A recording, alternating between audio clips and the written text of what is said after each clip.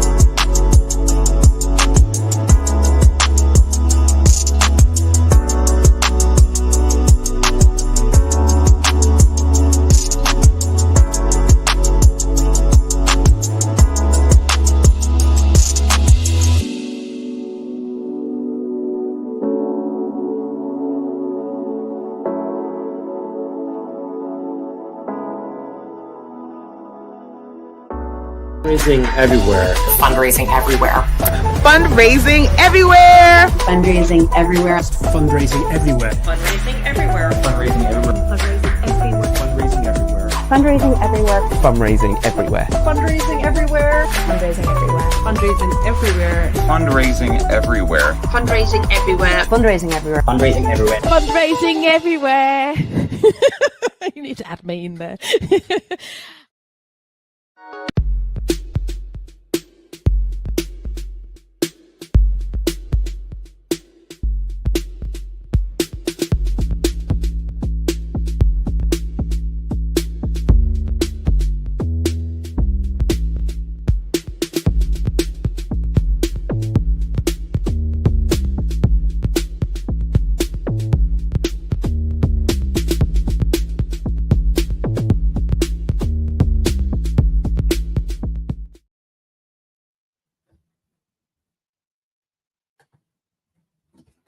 Hello, everybody, and welcome to Fundraising Everywhere's very first Accelerator. And today we are taking you through a very special masterclass to help you become even more confident and hopefully successful grant writers.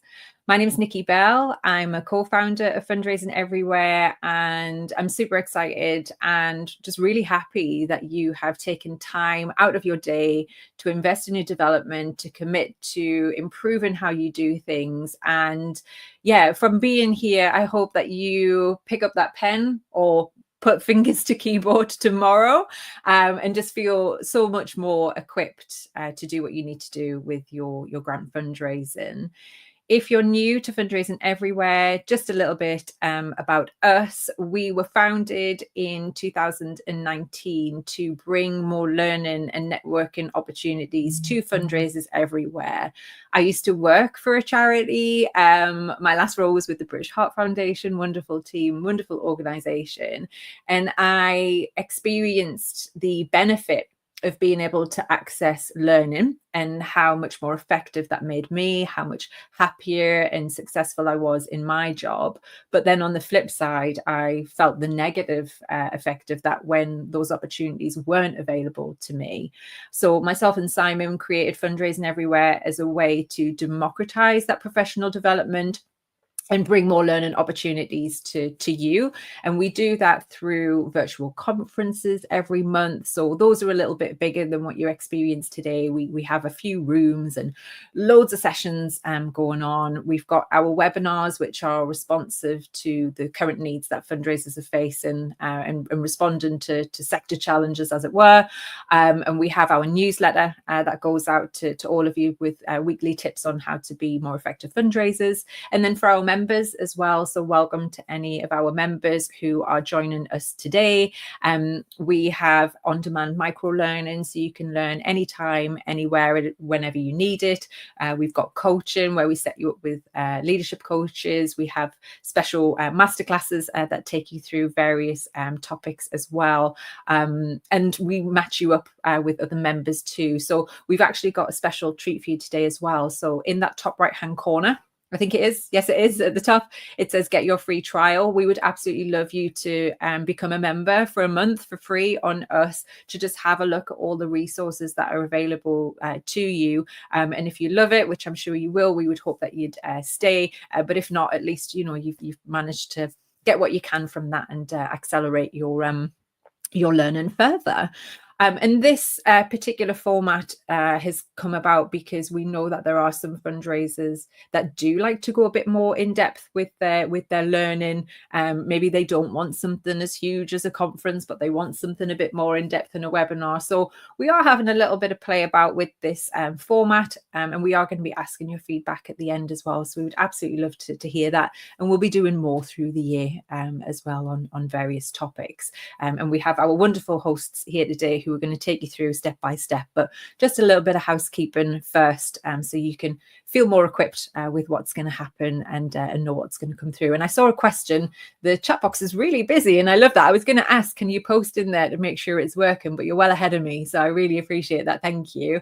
Yes, it is going to be recorded. So the presentations will be recorded and will be available to those who have attended only, but we will or Wanu is going to be moving into the breakout room a couple of times through the session for some discussions as a group that will not be recorded. So the discussions in the breakout room, no recording. The presentation, yes, recording. Yeah. And in the delegate bag, I'm looking at my screen, make sure I can tell you the right things.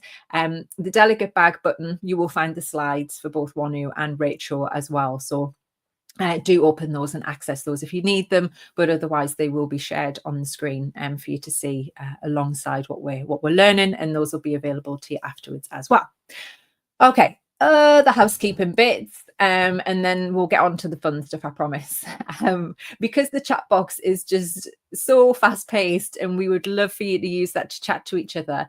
Underneath, you will see a button that says ask your questions. And believe it or not, that's what I'm going to ask you to use to ask your questions. Yeah. So if you pop your questions in there, and at the end of the session, so around 3 p.m, Rachel and Wanu will be here to answer those. The reason why we're not kind of answering them as we go through is because obviously they're going to be taking you through things step by step, and it might be answered eventually anyway. So we'll get to it at the end. And if you go ahead and press that button now, again, just to make sure you get access to it, there's a poll will pop up. And I would love to hear from you. How long have you been writing grants for? Because myself and Wanu would and Rachel would love to know, I guess, like the experience level of people who are here today. So if you could go ahead and head in there and just drop a little press on the poll, that would be fantastic. And I'm going to open another one in just a moment. I'll go through the rest of the housekeeping first. Right, okay. Some other bits around the video. So if you hover over the video itself, you'll get a couple of, I'm not sure how to describe them, but like accessibility buttons at the bottom. So that's where you'll find your closed captions, and you can also change that to full screen as well. So if you would like to make the video full screen and remove the chat, you can do. And top tip, if you want to do that, you can also just open the event on your phone to have the chat on your phone if you want to do both. So that's a little tip for you there. And the flow of what we're going to experience this afternoon. So Wanu is going to be with you for the first couple of hours. There will be a presentation. And then during that presentation, we will move into the breakout room for a discussion. Now, in that breakout room, we can see and hear you if you choose to turn your camera and mic on. So just be mindful of that, but we can't see or hear you at this point while we're in this room. And we'll come back on and let you know when we're about to move. And then we'll come back and then just do a little bit of, this is what, like, consolidating of what we found for people who are perhaps watching the recording. And then we do have a 10-minute break. So we're going to be aiming to do that around on the hour, every hour. One who will be back for the second part, same again, into the breakout room before we have a break, and then welcome Rachel. And then we'll be aiming to wrap up with a Q&A around 3 o'clock. So thank you very much for those of you who've been filling that in. So a nice little mix here. So we've got 36% of people have been doing this for under a year, 22% 1 to 2 years, 14% at 3 to 5 years, and then 28% of use 5 years plus. So helpfully, a lovely mix here. So and actually, it's really lovely to see people at all stages of their career here to learn something new, or even just be reminded that you're on the right track. So that's absolutely fantastic to see. So I'm going to go ahead and close that poll. Now, the next one that I'm going to ask you, if you could go back to that button again, and in 3 words or less, tell us, this is like therapy, this bit, tell us how you're currently feeling about grants fundraising. So if you want to go ahead and pop your words in there, and we'll create a little word cloud and see what you say. So yeah, you have to, there's a couple of people there asking about the questions. You have to press the button underneath the chat that says ask your questions. So that's what we'll be using for the Q&A and for the polls that I'm talking about now. So please use that one because it won't pop up. So some amazing charities here. So St Mary's Music School in Edinburgh. I saw Oxfam before, National Trust, one of my faves, I remember. We've got Age UK, Richmond, Hounds for Heroes. Oh, by the way, if you're on Blue Sky, please send me pictures of your pets while you're learning today. Not to distract you, maybe during the breaks, but that is massively appreciated. Love that. And just so lovely to see so many people here. So yeah, I hope that you have a wonderful afternoon, and yeah, stick around for the full thing if you can. Oh, Farah, that is. So just for anyone watching this back or that hasn't noticed, so Farah has shared tired, pessimistic and depressed. I hope by the end of today we can flip those words around and make you feel rejuvenated, hopeful and optimistic. So that's going to be my goal for you today, because honestly, that's why we set up the Fundraising Everywhere community, because every single fundraiser who is working so hard to change the world by changing their communities, by changing the lives of people closest to them, like, you absolutely deserve to feel supported and given the tools and support that you need to do your job. So that is exactly what today is about. So we're going to get going. But the first trainer that we have up for you today is Wanu Awade, who is the founder and director of WOW Fundraising. And because of the beauty of virtual, it's been all the way in from Amsterdam today. So hi, Wanu, how are you? Hey Nikki, hi Rachel. It's really good to be here, and I'm so excited to be delivering this masterclass today. Well, the first part alongside with Rachel. I was actually looking at the chat, so if you see me looking down, I'm looking at my phone because I'm actually dialed in on the session today on my phone, just to kind of see everyone that's come in today, and it's amazing. So saying hi to Monica, Becky, Debbie, Alice, Megan, Georgie, Meg. There's so many of you. I'm just super excited. Hello, everyone. So yeah, I'm really excited to be delivering the first part of today's masterclass. And thank you for joining. Oh no, and thank you so much for being here as well. It is, yeah, and I know when I was a fundraiser, I did not do this area fundraiser. I started on, as it is with smaller charities where they go, let's put all these things together. I was a community telephone and face-to-face fundraiser and did corporates and volunteer management in IG. So I'm going to be learning tons today as well. But Wanu, just a really brief overview in this first couple of hours. What are the kind of key topics that you're going to be taking people through today? Great. So I'll be talking through how to develop a trust fundraising strategy for your organization, one that can be very much tailored for your needs and your resources. And then there will be some exercises. I'm not going to give too much of a spoiler, but definitely want to help you put knowledge into practice. And then we'll have a break, as you mentioned, and then we kind of talk about stewardship. And I actually am a sucker for stewardship. Pardon the many use of S's there, but I think stewardship is brilliant. It can be really creative. So we'll kind of talk through different stewardship strategies that you can use, both offline and online, and also do some exercises with that. And then I believe Rachel's then going to kind of take it on with the grant writing piece. So we're very much hoping that this will be a very much comprehensive masterclass covering different aspects of trust fundraising. Perfect. Would you like a quick snapshot of how attendees are feeling today about their grant fundraising? Let's do it. it. I'm going to bring it up on screen. So here's what we've got. So overwhelmed is coming through, challenged, anxious, frustrated, but we do have optimistic and hopeful in there as well. But I think on that snapshot, we can definitely see that a lot of people are leaning more towards there's a lot on top of them right now. So yeah, it's a shame to see, obviously, for the reasons that I've said before. A lot of pressures on the sector, a lot of things are changing that are making things harder. But do you think what we're going to cover today is going to nudge some of those into the more positive area? Cool, nice. So I'll hand over to Wanu, and then we'll get going. Perfect. Thanks so much, Nikki. So again, thank you so much for joining today. I'm really excited to be hosting the first part of this masterclass with you. I very much want to ensure that this masterclass meets your needs. And I know as a fundraiser myself that's worked in fundraising for 15 years, it's not the easiest profession.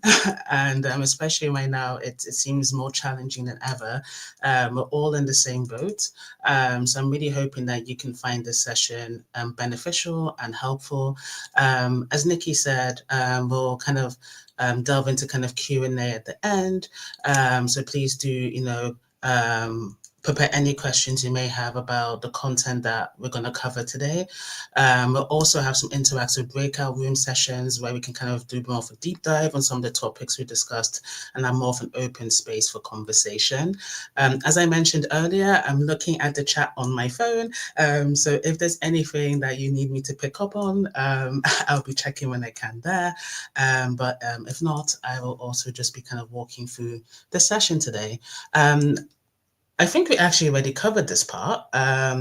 You've all been really brilliant, and it's kind of sharing where you're calling in from today, your organization, also kind of your expectations and how you're feeling. But feel free also just to kind of share anything you feel like you specifically want to take away from today's session, and share that in the chat. We'd love to see it. But I think we can make a start and get going.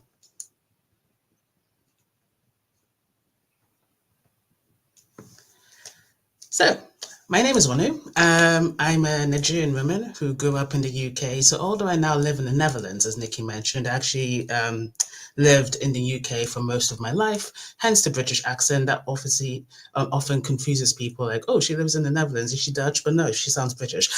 So that's why.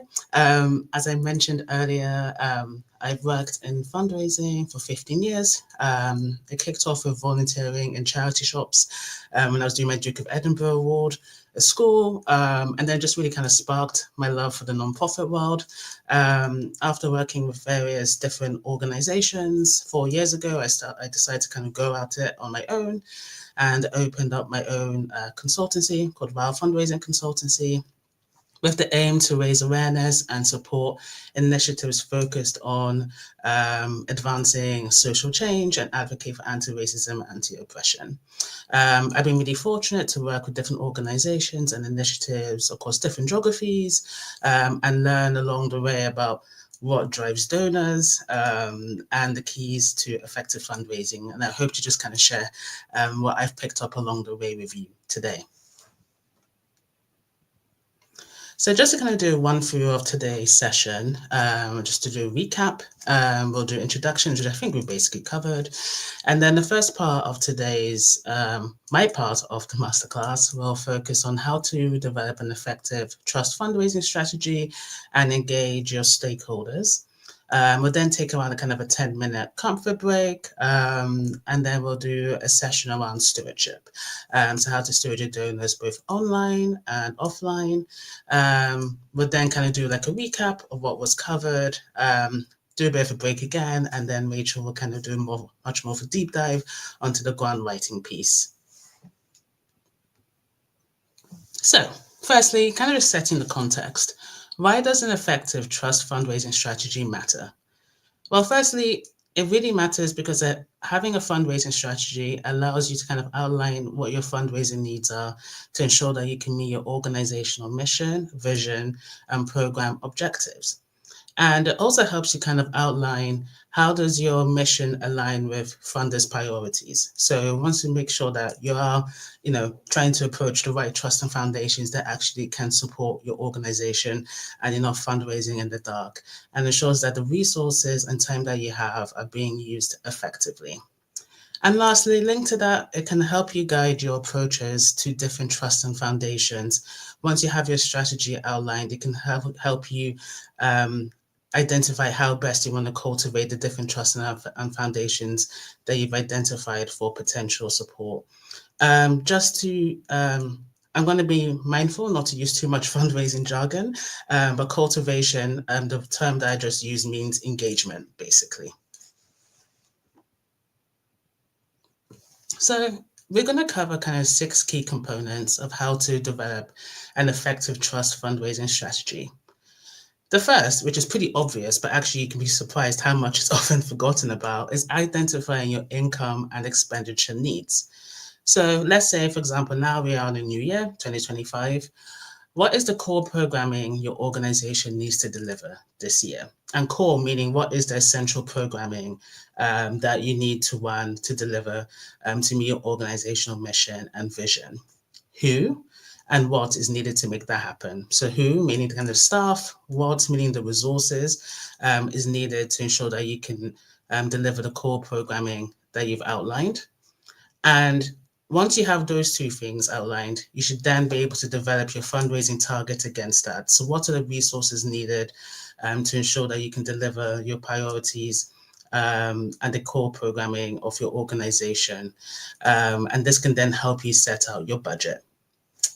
Secondly, developing or reviewing and refreshing your existing pipeline. And now notice it says 1, but it actually does mean 2. So this is really focused on prospect research.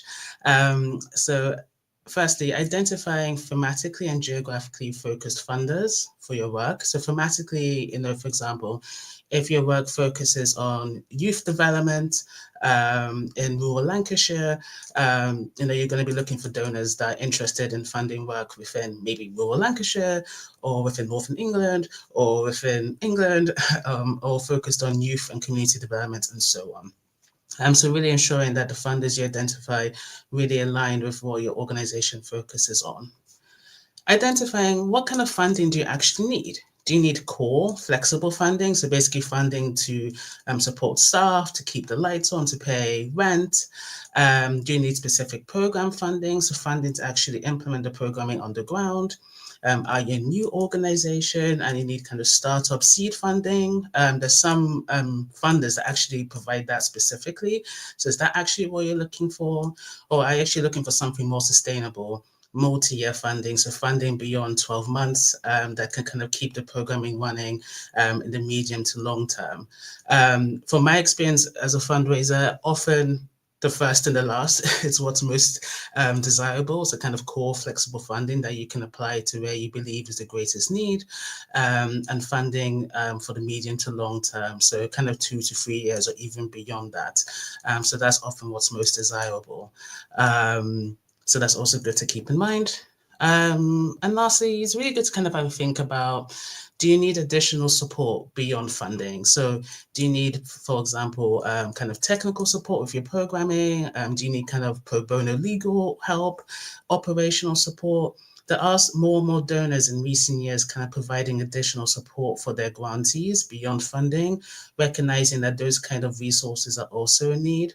And so that's something to keep in mind also as you're kind of conducting your prospect research and trying to find the right donors for your organizational mission and vision. Third, crafting and compelling a tailored case for support. So case for support is literally kind of like an outline of who you are, what you want to do, why do you need to do it, and it's often used as a kind of background document that you can use to kind of develop your funding proposals. So I'm not going to go into too much detail about this because Rachel's going to do an excellent job of covering that a bit later, but I will touch on it a bit because it's also quite a crucial part of your trust fundraising strategy that you should try to develop as well.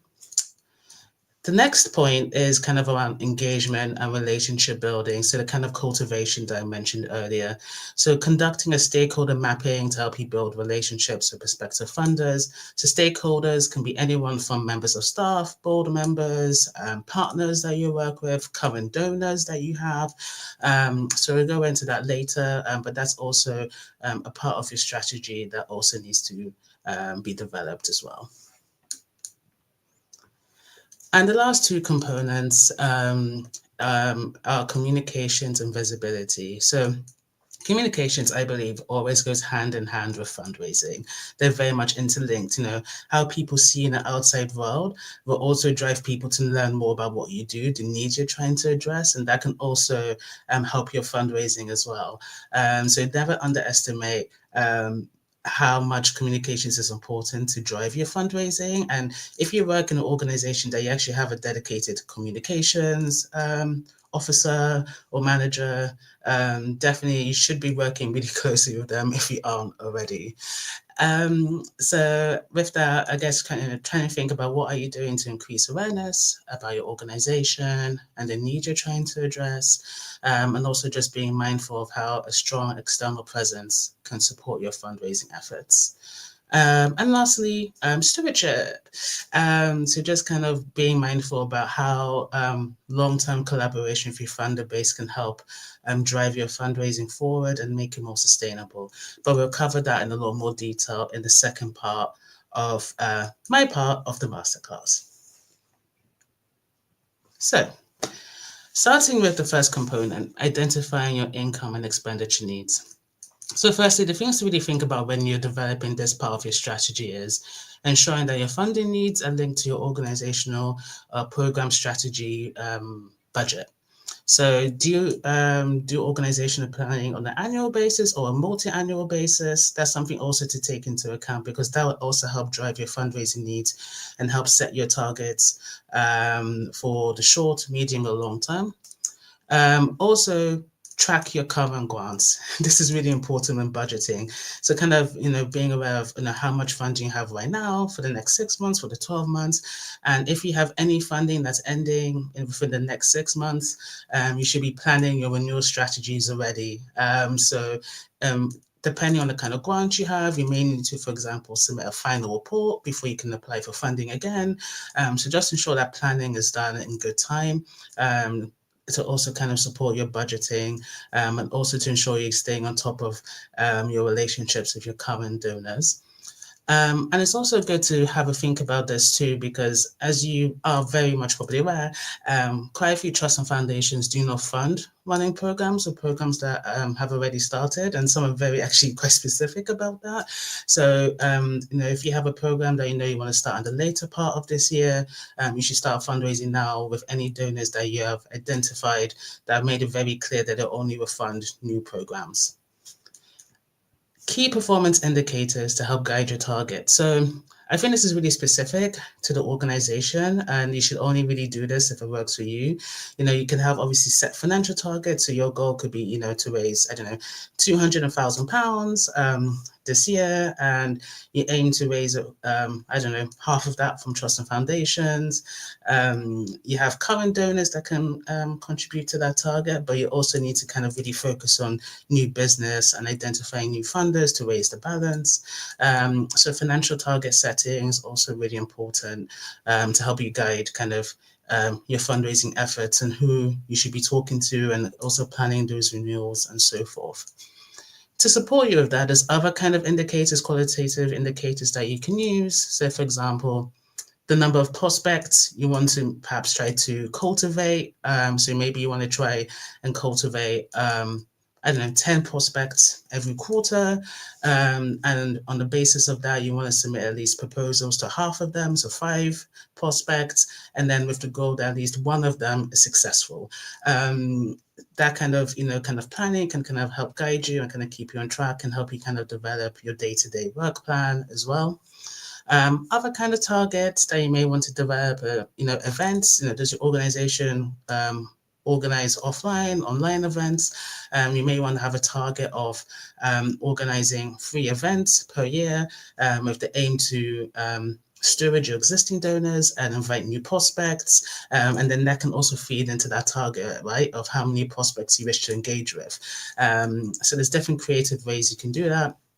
And also linked to the events are the networking events that you want to try and attend in your town, in your city, where there's going to be other charities, or maybe meet the funder kind of events that can also kind of support you with, building your external visibility, engaging with new prospects. So there's different kind of indicators that you may want to kind of integrate into your strategy.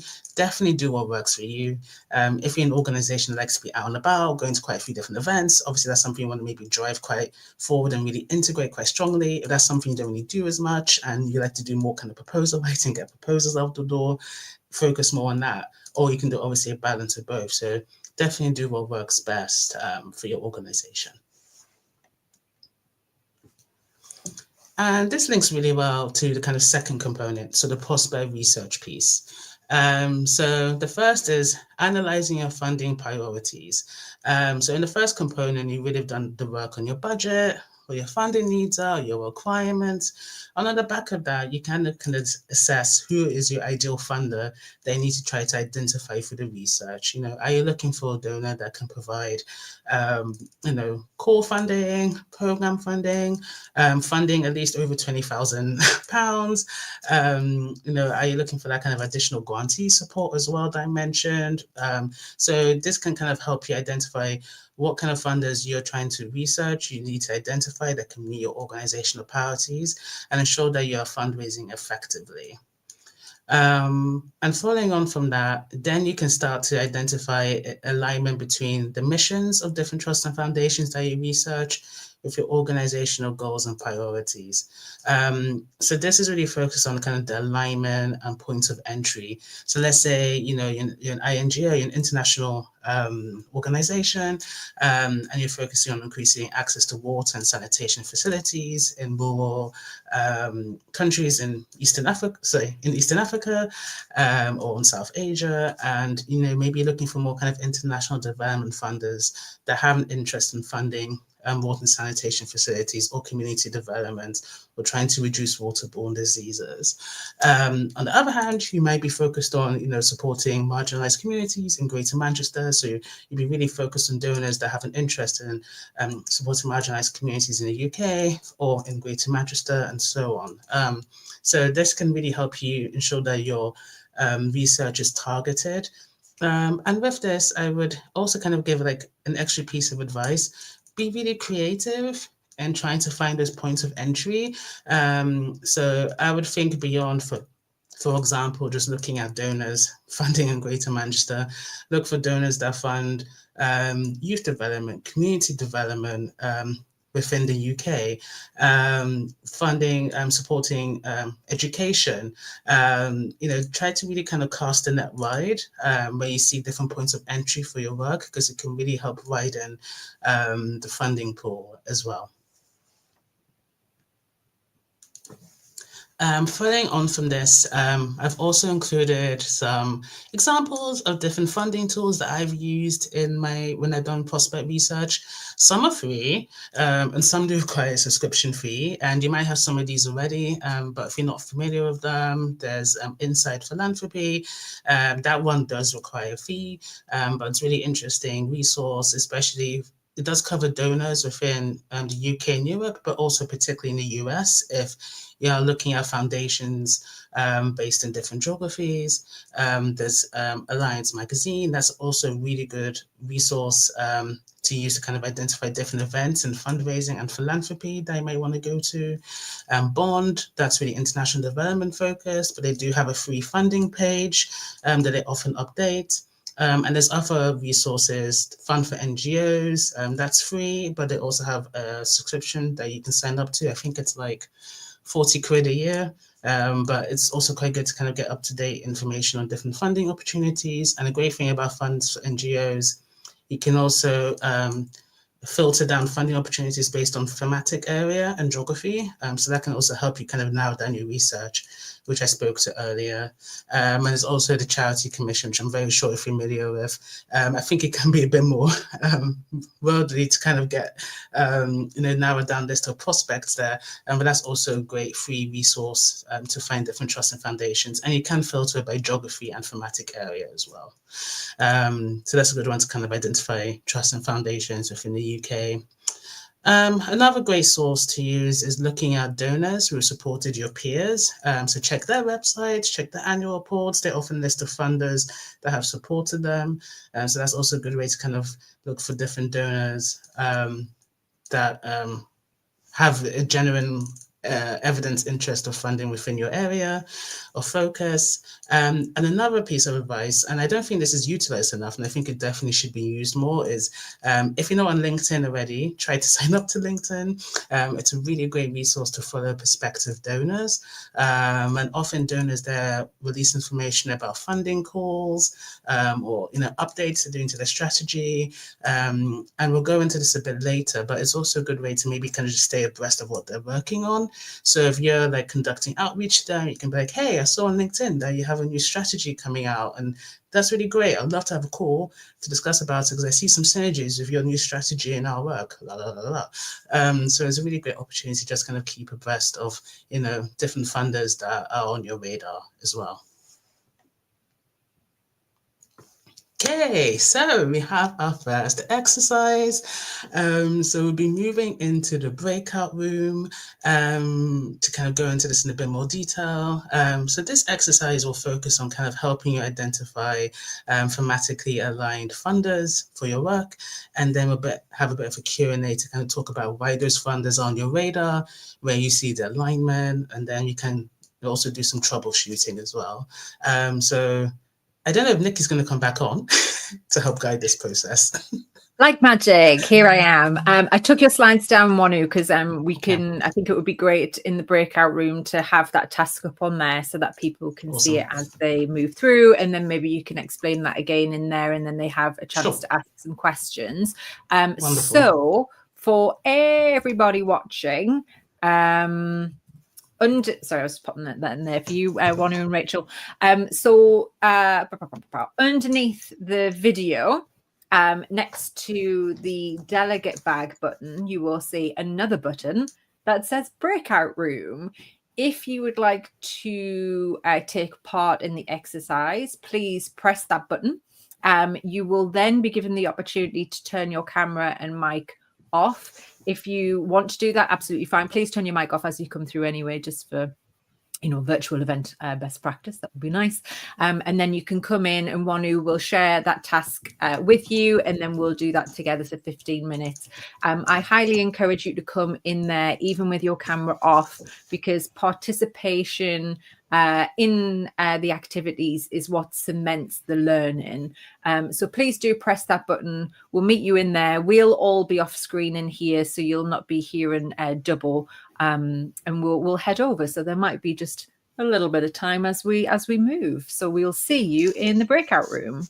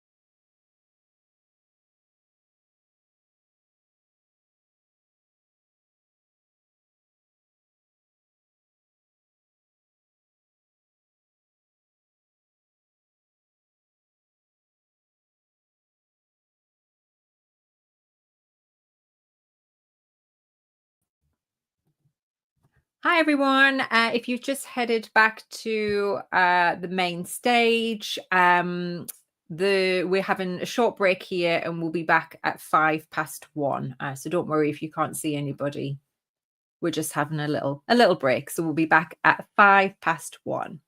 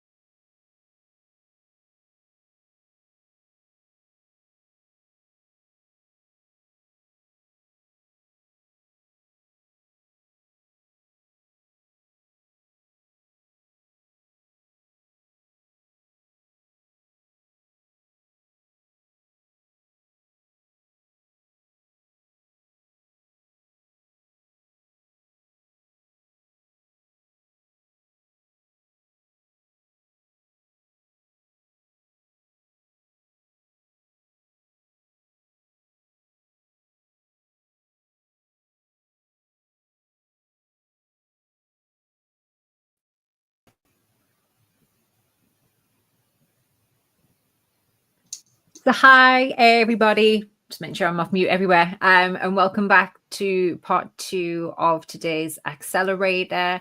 If you are just joining us, I'm Nikki, co-founder of Fundraising Everywhere. You have your presenter here, Wanu, who has just taken us through the first part of today's session, and it was so lovely to see so many of you in the breakout room as well. We will be doing one more of those during this section before we get into the final piece with Rachel and the Q&A at the end. Just a reminder, underneath your chat box, you do have a button that says ask your questions. Please press that to ask your questions, because then I have it in one lovely neat place so I can fire them at Wanu and Rachel later. And do keep using the chat to support each other and answer your own specific questions as you go through as well. And I've seen some people sharing their LinkedIn links in there. That is lovely. If you do click on the links, it doesn't open in a new window, I'm afraid. So make sure you right click it and open it in a new tab. Otherwise you'll have to come back, and you know how it goes. So in this next section, we have another presentation from Wanu. We'll head into the breakout room again for another activity before stopping for another break around 2 o'clock before heading into the final section. Only the main room that you're watching here will be recorded. The breakouts aren't recorded, but the recording for this room that you're in right now, it's available on the exact same link that you used to join the event today. So it's all in there, and I'm just checking the chat to see if there's anything else. So yeah, give us a little hi in the chat box as well, just to let me know that you have come back okay. And Wanu, how are you feeling about part 1? How's that gone so far? It's really, really great. It's just what I really love about being in this environment is that everyone just kind of supports each other and shares ideas and insights and experiences. So I really would encourage that kind of throughout this masterclass. Like, please just share what's like worked for you, what hasn't worked for you. I think you can be each other's best teachers, so and guide each other. So please just continue that in the chat. That's really beautiful to see. So yeah, looking forward to part 2. I agree. Well, I will leave you to carry on with round 2. Here are your slides. You can have them back. And then I'll see you just before we head into the breakout room again. Over to you. Thank you. Wonderful. Thanks, Nikki. So actually, I have a bit of a question for the group. I actually had planned 2 practical sessions for us, but I don't think time will permit 2. So I want to actually hear from you what you think will be most beneficial. So there was a session I had planned around the kind of stakeholder engagement. So as Nog mentioned earlier in our first break room out session, they had successfully engaged with a board member to support outreach to a US-based foundation. So that was really a nice success story around kind of how to engage with your stakeholders. So the session was around which stakeholders you could identify and engage with from your organization. So that's a session I had planned. And the second session was on stewardship. So kind of brainstorming stewardship ideas with each other. So perhaps you can have a think about which session you'd think would be most beneficial, and we can kind of go with the majority. You can just put your feedback in the chat. If there's not really a consensus, I can just pick one and then we can proceed. But do mention in the chat if there's a topic, if either of those topic areas you would find most beneficial to work through in terms of kind of a practical session, and we can go with the majority. So yeah, just leaving it out there for you to decide. Okay, great. So the next component of the trust fundraising strategy that I mentioned was crafting a compelling and tailored case for support. And as I mentioned, Rachel's going to do an excellent job in going into this in a bit more, much more detail during her part in the masterclass. So I'll only touch on this briefly.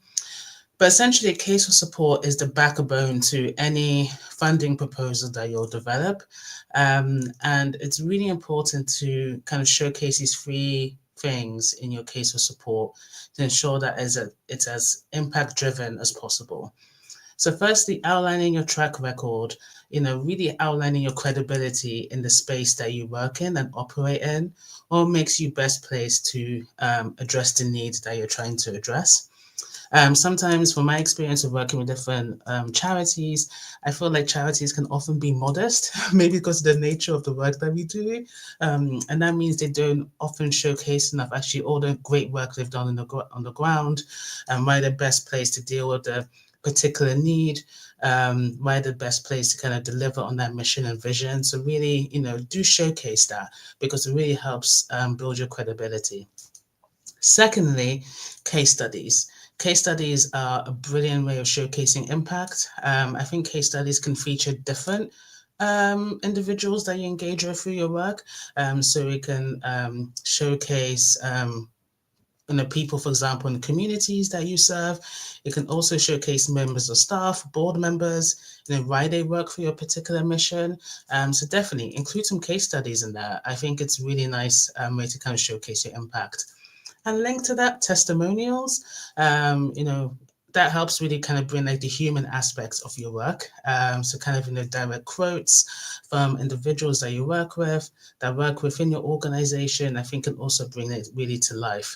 So definitely, there's different ways to really showcase the impact of what you do to external audiences.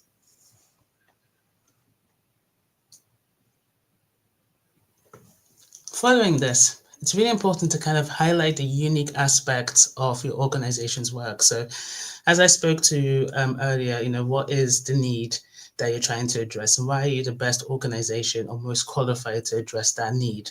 Why are you best placed to do so? What is your USP? What really makes you unique and stand out from other organizations working in your sector?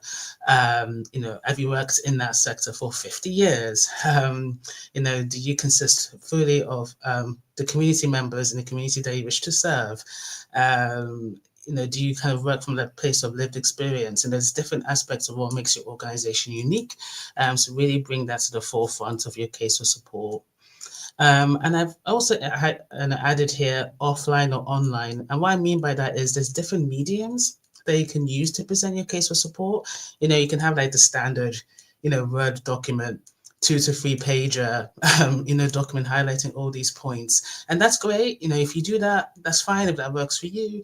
But, there's also kind of interactive online ways you can do it, and then maybe you can make it into, a PowerPoint, or, you can do something that, you click and it opens and, it's a lot more interactive, and you can click on different, aspects of the work, and, it pops up and, maybe shows a video or, shows a case study on your website.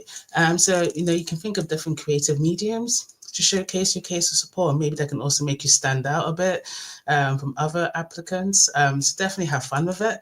I think of different creative mediums that you can use to showcase what you do. It's not intended to be time intensive or to take time away from or drain on from other priorities you have, or drain on your resources. But if that's something that you'd like to just do, to be creative and think of different mediums to present information, that's definitely something you can do. But if time is tight and you just don't have that resource, also a kind of 2 to 3 pager with your logo, some images, that's also great. So just really do what works best for you. But there's just different ways that you can present that information. So we're now going to go to the next component, engagement and relationship building. And I'm going to have a quick look on my phone to see the feedback so far on what we should cover for our practical session. So we're seeing a real nice mix here. Stewardship.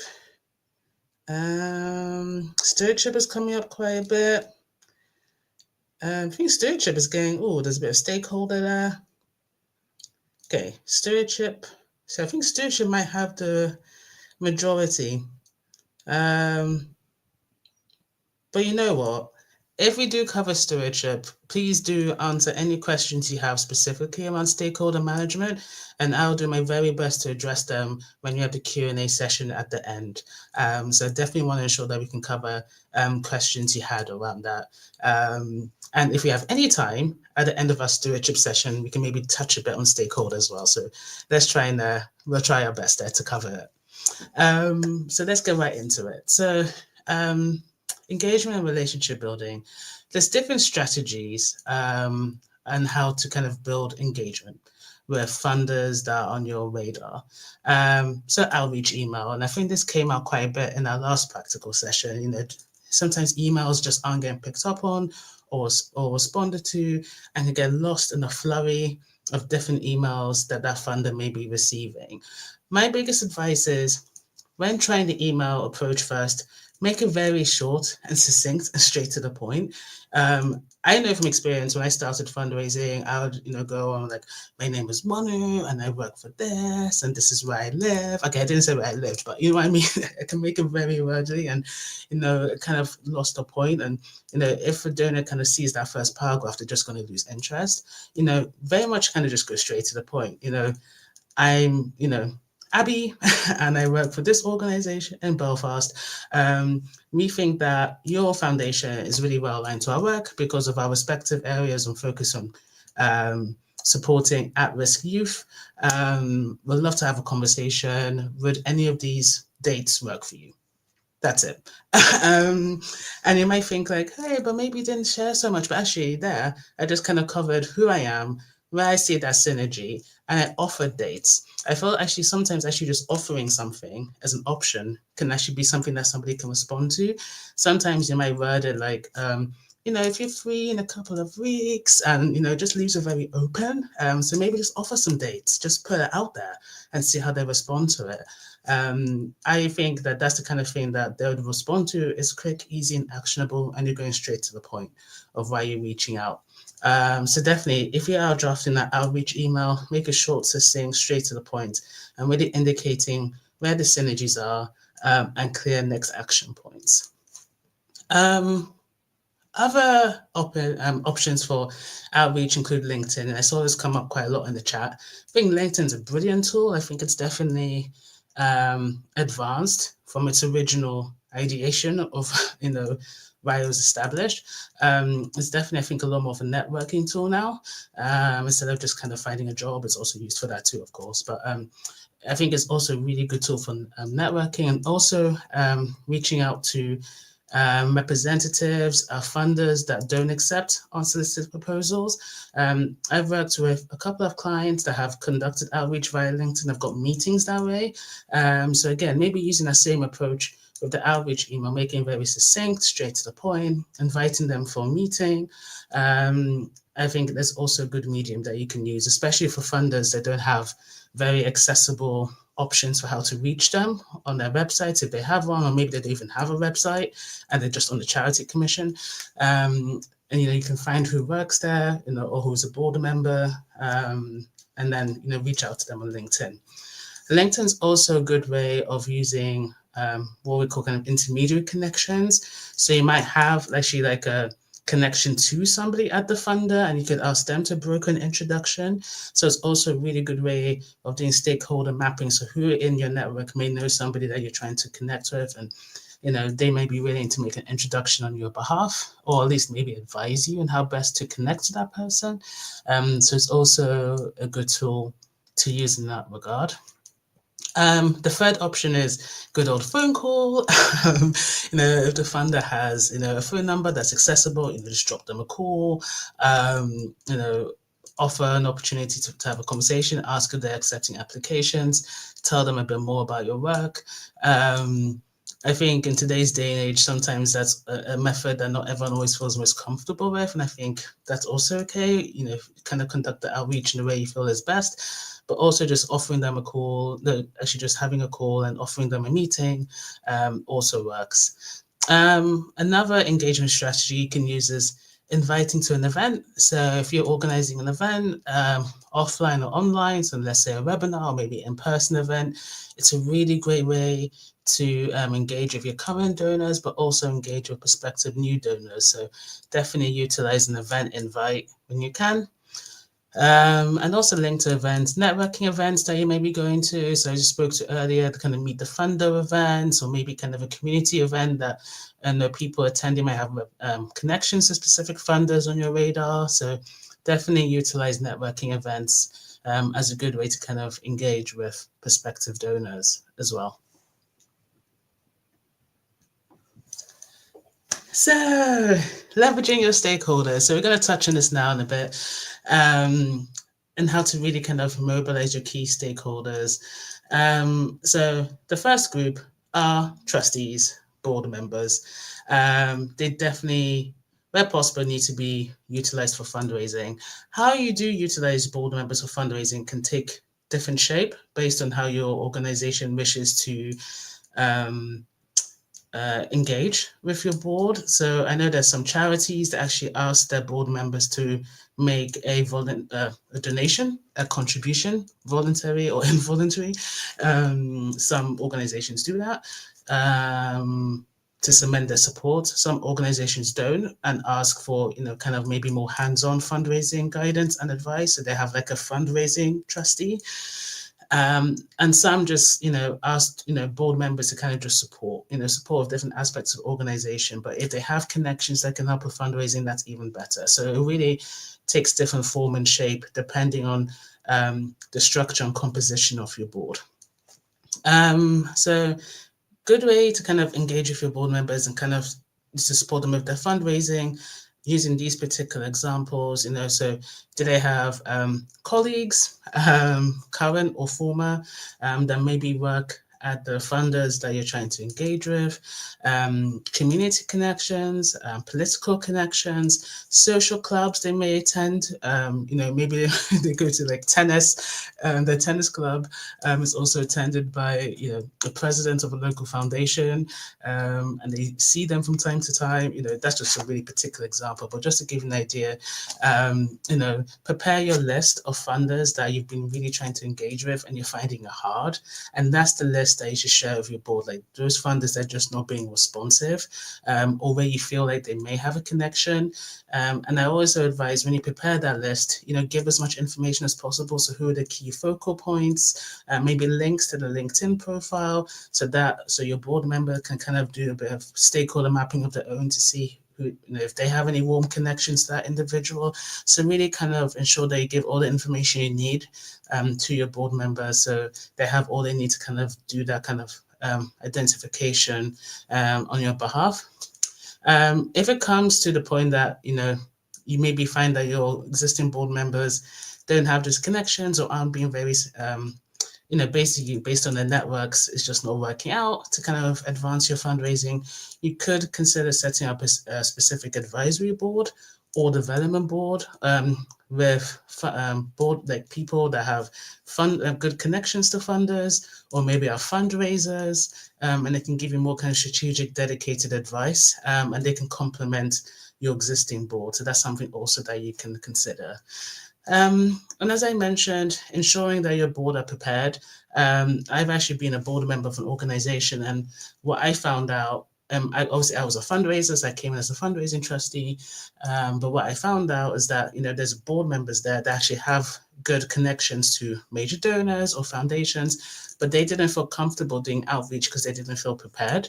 They didn't feel like they were briefed and actually what they need to say, or what the objectives are. So actually prepare your board in terms of not only just identifying like who they should be talking to, or trying to identify in their networks, but actually what you want them to say, and ensure they're prepared in terms of kind of messaging and the objectives. So ensuring that they're briefed and prepped is also important as well. Other key stakeholders that you can leverage to support your fundraising also include your leadership, management team, partners that you work with, peer organizations, current funders. In recent years, quite a lot of donors now are offering to make introductions to other donors in their network for their grantees. So that's definitely something to utilize wherever this is offered. Staff. volunteers that you worked with. I've actually recently worked with a client, and they secured funding for their volunteers. Like their volunteers worked with a company that was willing to make charitable donations, and that's actually how they got funding. So definitely, that's a really good, I think maybe also underutilized source of support. So yeah, there's definitely other key stakeholders that you can engage with to see if they have connections to any prospective donors on your list. So this was the exercise, which was to kind of develop a brief engagement plan for one key stakeholder group that you may have. I think we'll do the stewardship activity, but what I do recommend is that offline, you definitely kind of maybe use kind of the proposed stakeholders that I mentioned, and maybe have a think and do a bit of a mapping of your own. Who are those that you could be kind of engaging with a bit more in your day-to-day fundraising that you think can help kind of build connections. So I think I definitely recommend that you do kind of a stakeholder mapping exercise of your own. And if you have any specific questions about this, Rachel and I can definitely address that in the Q&A, or you can just connect with me beyond the session and yeah, just ask any questions you may have. Thank you, Wanu. So yes, if you weren't here for the first part, if you were here for the first part and you know what to do, go on ahead and use that breakout room button to join us in the breakout room. Oh, sorry, Nikki. We'll skip this session and we'll do the stewardship exercise instead. Oh, what's happening? Oh, we're not going into breakout. No. The exercise is one here. Are we doing this one now? No, I think it'd be best maybe if the group can do it beyond the presentation, because I don't think we'll have enough time to cover both exercises. No worries. Okay. Yeah. Ignore me. I was never here. This slide is in your delegate bag, so you can do it later. Okay. Please do. Bye-bye. It's all good. Thank you. Okay, great. So the fifth component of developing a trust fundraising strategy is around kind of communications and visibility. So I think this kind of interlinks quite nicely to the other areas that we've covered in the masterclass so far, but I definitely really recommend the power of networking and attending events where possible in your community and beyond. So where possible, do develop an event calendar for the year.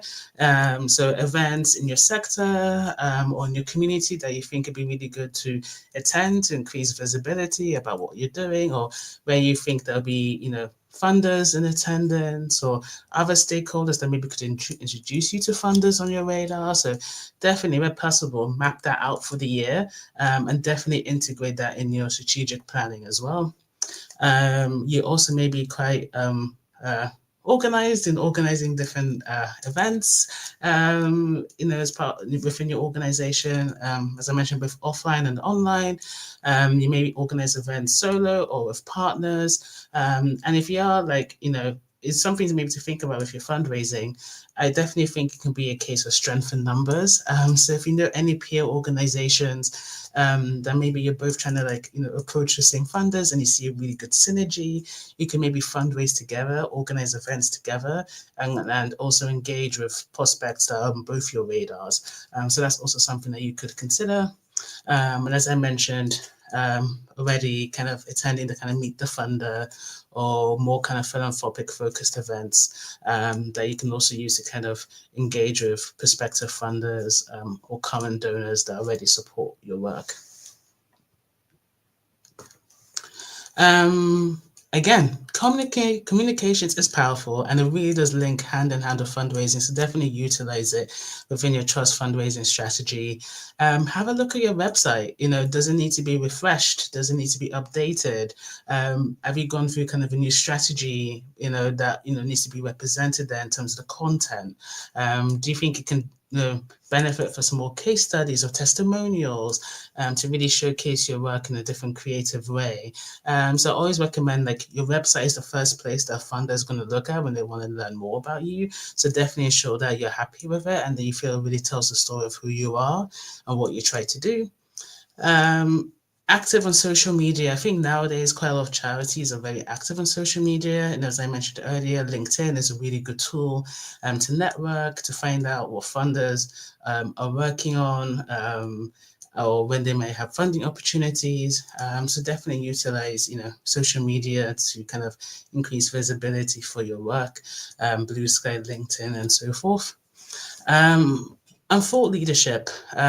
Thought leadership, I think, is definitely something more that's a slow burn, but it's a really great way to kind of increase your visibility and showcase your expertise in the sector and what you do. So you can think about articles, in like third sector, fundraising everywhere, different kind of sector organizations, blogs, or maybe you have your own organizational newsletter that you send out to your supporters. I think it's a really great tool to increase your visibility and to showcase your work to prospective new funders. So definitely something to think about as part of your trust fundraising strategy. This was the break, but we're not taking this break because you've taken it earlier, so you can ignore this slide. Okay, so now we're moving into the stewardship part of the session. So I'm going to talk about kind of different ways you can steward funders, both online and offline. So examples of online engagement is, kind of email.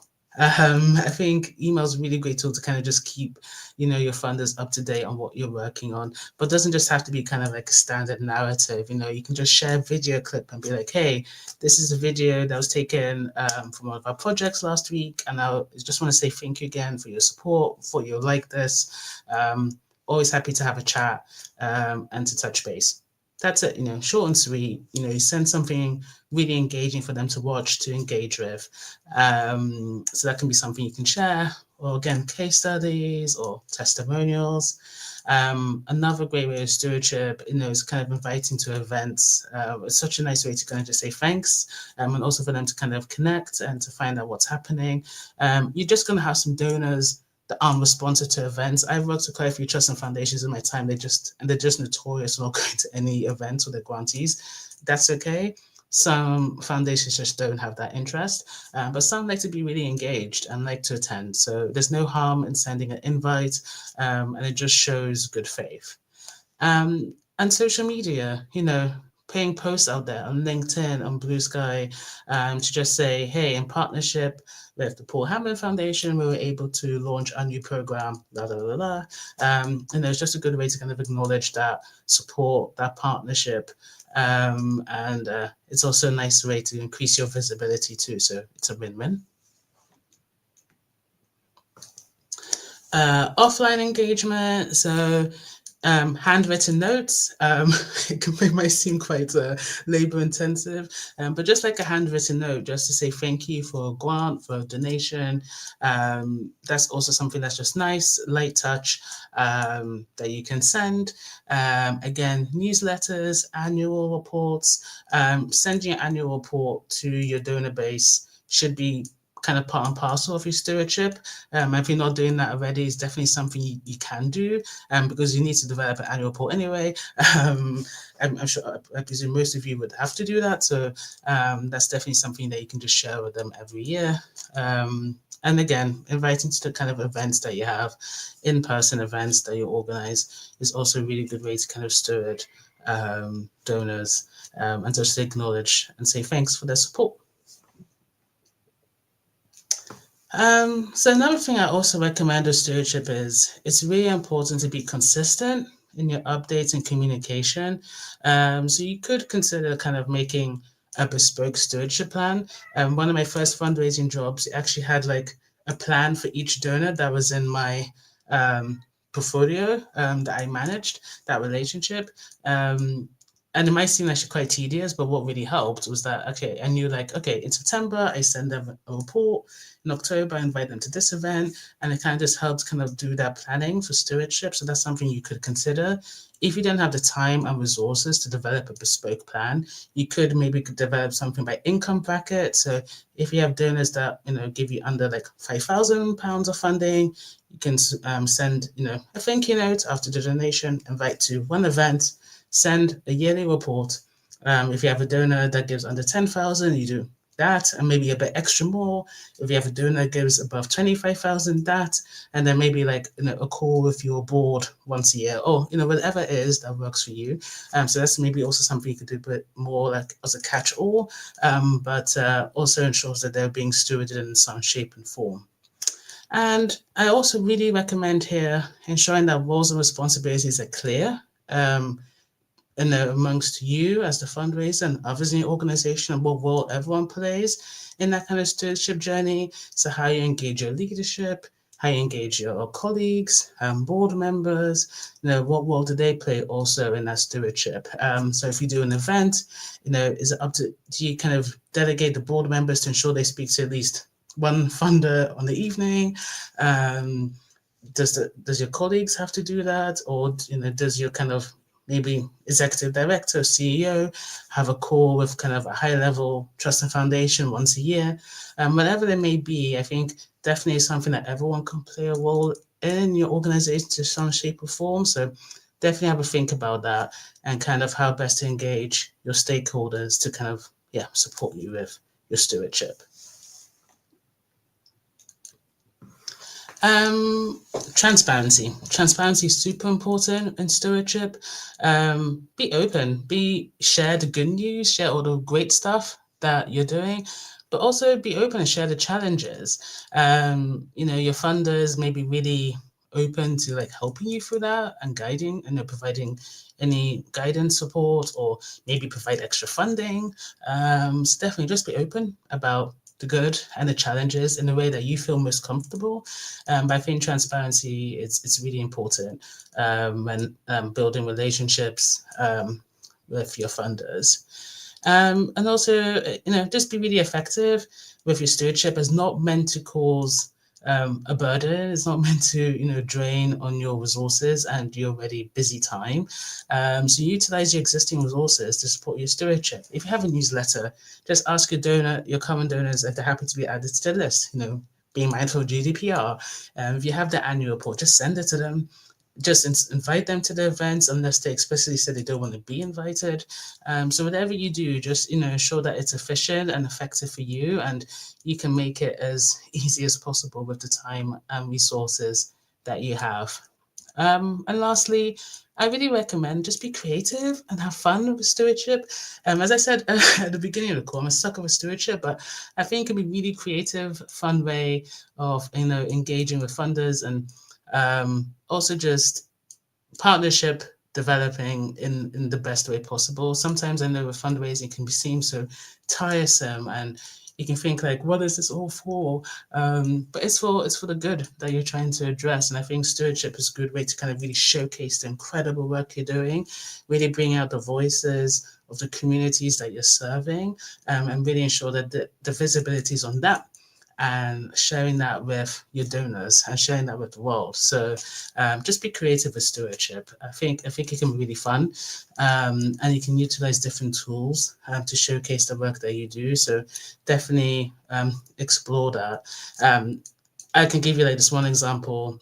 Quite early on in my career, we had this kind of I was part of a fundraising team, and we actually had like a stewardship champion, and actually they were fundraising the team, but actually their role was to kind of come up and help track like the different stewardship ideas we all had.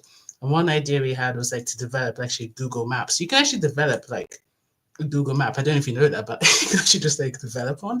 And we created ones for donors that if you literally click, like you can create like a project on there. So for example, if they help to like contribute towards building a school in Ghana, you can actually create like a project you can add photos from that school and kind of like a summary of everything that was done over the past year. And literally they have their own bespoke Google Map. They click on that and you could see all of that, and it was really cool. And it was just like a really nice like visual stewardship piece, and a lot of our funders responded really warmly to that. And that's just something you can make in-house, and it was actually just really fun and really cool way to kind of showcase your work. So anyway, you don't have to make a Google map now, but if that's, I'm just trying to give an example of a way you can really showcase your work in a different way. Okay, so now we're going to do the practical exercise on creating your own stewardship idea. So perhaps, Nikki, if you want to come back to the chat. Yes. So I'll take the slide off for now. So, okay, now for anyone who is here for the first activity, you know what to do. For those who don't, please press the breakout room button underneath the video. You'll be taken to a screen where you can turn off your camera and mic.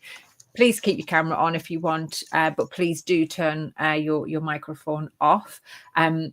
Obviously, it is a interactive room, so we can see and hear you if you choose to leave those features on. But that room will not be recorded. So if you could go ahead and press that button, and I can see some people heading in there now. Wonderful. So you're all doing that. And I'll pop up a Holden slide. And then Rachel, who's on screen with me, I've popped that link in there for you too. And we'll bring Rachel over and full screen you there as well. See you in a moment.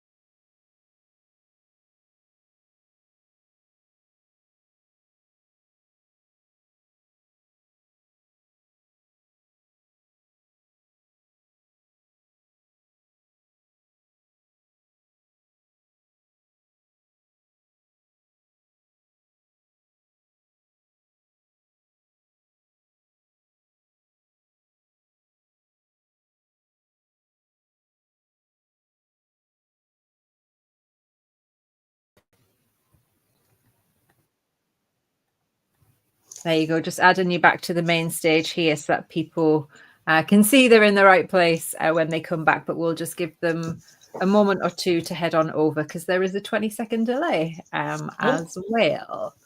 So yes, Wanu, the pace and content so far has been wonderful. Lots of questions in the chat, so I will go through those at some point and remove, I guess, some of the ones that have been answered already. But there might be some I'll need to check with you and Rachel at the end to see if it's been covered because there's been so much. There's just tons of stuff there. So we've just got a couple more people hovering around in the breakout room, but yeah, I'm fine for you to crack on in here before we kind of settle in for another break. Thank you. Amazing, sounds great. Thank you everyone so much for your input on the stewardship brainstorm just now. I really hope that actually you can kind of take away what we covered today and kind of maybe think about how you can do stewardship maybe differently in your organizations. But I think the ideas shared were incredible. So thank you so much for that. So now we're just going to do a recap of what's been covered so far. And I think it's really important, to always kind of, once you've developed your strategy and let's say you've been, implementing it for a year, doing a bit of a kind of reflection and seeing what's working, what's not working, I think is really healthy and really important. So you ensure that you're investing your time wisely and that you're fundraising as effectively as possible with the resources that you have. So firstly, evaluate your relationship building efforts. What is feasible based on the resources that you have? Do you have the capacity to support your fundraising efforts, to meet your targets, to meet your objectives? If you do not have enough support, do you need to ensure that you really, factor in budgeting for additional fundraising staff, or looking for volunteers or interns who maybe want to get more experience in the charity sector, and they can support you with grant writing or prospect research for a few hours a week. So really see what's feasible for you. Again, doing that kind of stakeholder review. Who are your stakeholders internally, externally? Are there donors? For example, as Greg spoke to that, you can outreach to kind of support you in engaging with potential new donors that can support your work. Are you utilizing your board members, staff, leadership? Are there partners that you work with that maybe can help broker an introduction to a funder that supports them, but that's been on your list for ages and just haven't been able to find a way in? So definitely do that kind of stakeholder analysis and maybe just reflect on that, every, 6 months to a year, like, okay, do we need to kind of do a reset? Do we need to kind of figure out who best we can be using to expand our network to support our fundraising? So that's something I think you can continually reflect upon.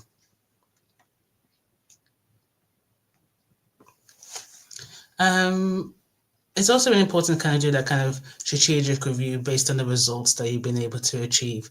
So, as I mentioned, review and check in on your strategy. The time frame you do that really depends on what you feel comfortable with, or maybe how that links up with your overall organizational planning. So maybe just check in on your strategy every quarter, maybe every 6 months, every year, whatever works best for you. And, ask those questions. What's been working really well? Maybe you have a new stewardship strategy that, you've been sending, the handwritten Christmas cards or, the quilts or, and you've seen that's had a really nice response. Maybe that's something you're like, okay, you want to try and do that every year. Or maybe there's something that you've organized an event on the flip side and, there just wasn't much engagement, not much attendance. People just didn't really connect to it. So you think, okay, maybe that's not something I want to try again. So always kind of do a review of what's working well, what's not working well to ensure that you're investing your time wisely. And I think I really, really recommend just give yourself grace. It's okay if something just didn't work out, and that's fine. That's how you learn, and that's how you figure out actually that's not what maybe is best for our organization. Or then maybe something you did and it was a real success, and you're like, okay, we took a shot and it really worked out, and we want to try again. So give yourself grace through that process and just see what works and what doesn't work, and learn from it. And that's completely okay. Okay, so we'll just do kind of a quick recap. So overall, as I mentioned, when developing your trust fundraising and stewardship strategy, just ensure your strategy is tailored for your organization and works for your needs, and also kind of can be implemented with the resources that you have. There's no point trying to develop this ambitious strategy and you're just the sole fundraising organization, or maybe you have a board of 2 people. Really just try and develop a strategy that can be implemented with the resources that you have. That's the only way that will be effective.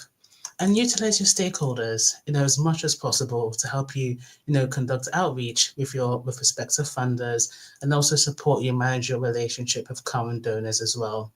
And remember, just have fun with it. I know fundraising can sometimes be, quite burdensome, and also right now it's more challenging than ever in accessing those funds. But there's a real joy also talking about the work that you do, like you're all on this call for that reason, and because you believe in the mission and the vision and you're trying to make a difference. So that's also what you're doing. You're representatives of your organizations trying to speak to this work. So really help that kind of guide you, in how you do this outreach and how you steward these donors, and be creative with it and try and think of different ways to tell your story. And lastly, I guess there's a kind of nice way to kind of summarize all this. Create a strategy that works for your organization or initiative. And there's no one size fits all approach. So really just kind of develop what works for you, review it, try and test things, mix it up, and definitely just use that to kind of guide your day-to-day workflow and how you want to invest your time wisely. So next steps, do you need to create a strategy or stewardship plan? If you haven't, go on, do it, and definitely create something that works for you. Or do you just have one already, but you're thinking, actually now after today's masterclass, maybe just need to go through review and refresh? Definitely do so. And I always recommend keep in the loop of sector resources to continue to upskill, attending these masterclasses. You're stars, you're brilliant, you're already doing it. There's podcasts, there's articles, networking, conferences. So continue to upskill. That's also the best way to kind of stay effective as a fundraiser as well. So that's it. Thank you so much, everyone, for your time. You can follow me on LinkedIn. My website is also there. That's all in the delegate bag. I'll be on a bit later with Rachel to answer Q&A, but it's been an absolute joy. And thank you so much. I've learned also so much from you as well. So thank you. Thank you, Wanu. I'm sure lots of love for you in the chat, and Wanu will be back in an hour or so. I feel like I'm on the news. Wanu will be back in an hour or so to run through all of the questions, or at least most of the questions that you have been asking during part 1. Wanu's slides and contact details are in the delegate bag, which you can find under the video. And in the top right-hand corner, there is a free trial of Fundraising Everywhere membership. So like Wanu just said, continue to investigate, continue to learn and absorb information. And that free trial for Fundraising Everywhere membership will give you instant access to our on-demand micro-learning library that has thousands of ideas in there through our various sessions that we host. If you do continue to stay on as a member, we match you up with people where you have kind of like complementing skills so that you can have peer-to-peer support, and there's coaching, and obviously you'll be invited to all of our future webinars and conferences as well. And we do have a Trusted Major Donor conference in December. We've got a Supporter Experience conference coming up in May, a Digital Skills one in July. You know, we've been talking about like the digital stewardship and communication and video. So tons of stuff there if you do stay on as a member. So do use that free trial, because it's free for a month anyway. So what have you got to lose? So we're going to stop now for another short break. So do use that opportunity maybe to sign up for your month's free membership or to take a stretch. Me personally, I will be going to make a cup of tea and to turn some more lights on, because it has just suddenly got really dark and started lashing it down up here in the northeast. But let's come back at 2:05 for the second session, which will be led by Rachel Cross. So I will see you in just a moment after the break.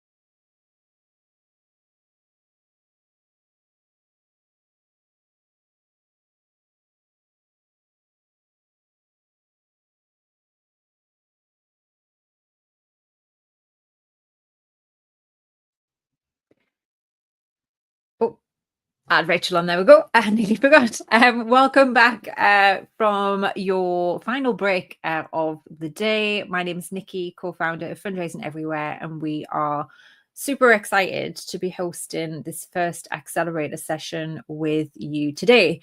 The first couple of hours have been spent with Wanu, where we've been looking at strategy and stewardship, and now we're about to wrap things up with Rachel Cross from Lime Green Consultant, who is going to talk to us all about the applications themselves. So I was just waiting for Rachel there to share their slides. And if you want to make them full screen there, Rachel, and then we'll get you up on to onto the platform. So we'll be covering this next session for the next 40 minutes or so, and then we'll answer any questions that Wanu or Rachel haven't yet already covered in their presentation, and then we'll just wrap up at the end with a little bit of feedback from you as well. And I'm going to ask a question at the end, which is very similar to the one that I asked there up at the start. So just wait for Rachel to share their slides there, and then we'll get going. So Rachel, yep. Excellent. Okay, so here's Rachel. Hi, Rachel. Nice to see you. Hi, good afternoon. So good to be with you all. Hope you've had a first good couple of hours. The chat Can you box. see my screen Yeah. okay? Yeah, I've got it there. I'll share it up in just a moment once I've popped up. But yes, we have a very engaged and wonderful audience here today. They've been in a couple of breakout interactive sessions with Wanu earlier, which we won't be doing for your session, but we will have an interactive part at the end with Q&A. But I'll head off now and hand over to you, Rachel, and have a great final hour or so. Thank you. Thank you. Fantastic. I'm hoping all the tech is going to work because I need to fiddle around with my screen slightly. But we should be okay. So hi, everybody. My name is Rachel. I am from Lime Green Consulting, and I'm a trust fundraising consultant. And it is a delight to be with you for the second part of the Fundraising Everywhere Accelerator course in grant writing. And I believe you've been spending quite a bit of time this afternoon, early afternoon, with Wanu looking at strategy and how you can communicate and steward funders well, and actually do that in your organization to your capacity, and essentially to work within your limits and to do what's best for you. And my second part of the session is going to be focused mainly on actually writing those applications. And so once you've found a funder that you want to apply to, how can you use your language well? How can you use your proposal opportunity well to sell? Are more likely to get your mission and give you funding. And so without further ado, just a little bit about Lime Green Consulting. So we exist to be more strategic, help organizations be more strategic, become more sustainable, and to access more funding. And so we do that through a variety of consultancy support, including theory of change, facilitation of strategy workshops and business planning workshops. We also help organizations work with their fundraising strategy development, providing advice and mentoring, case for support development, and support around trading activities with charitable organizations.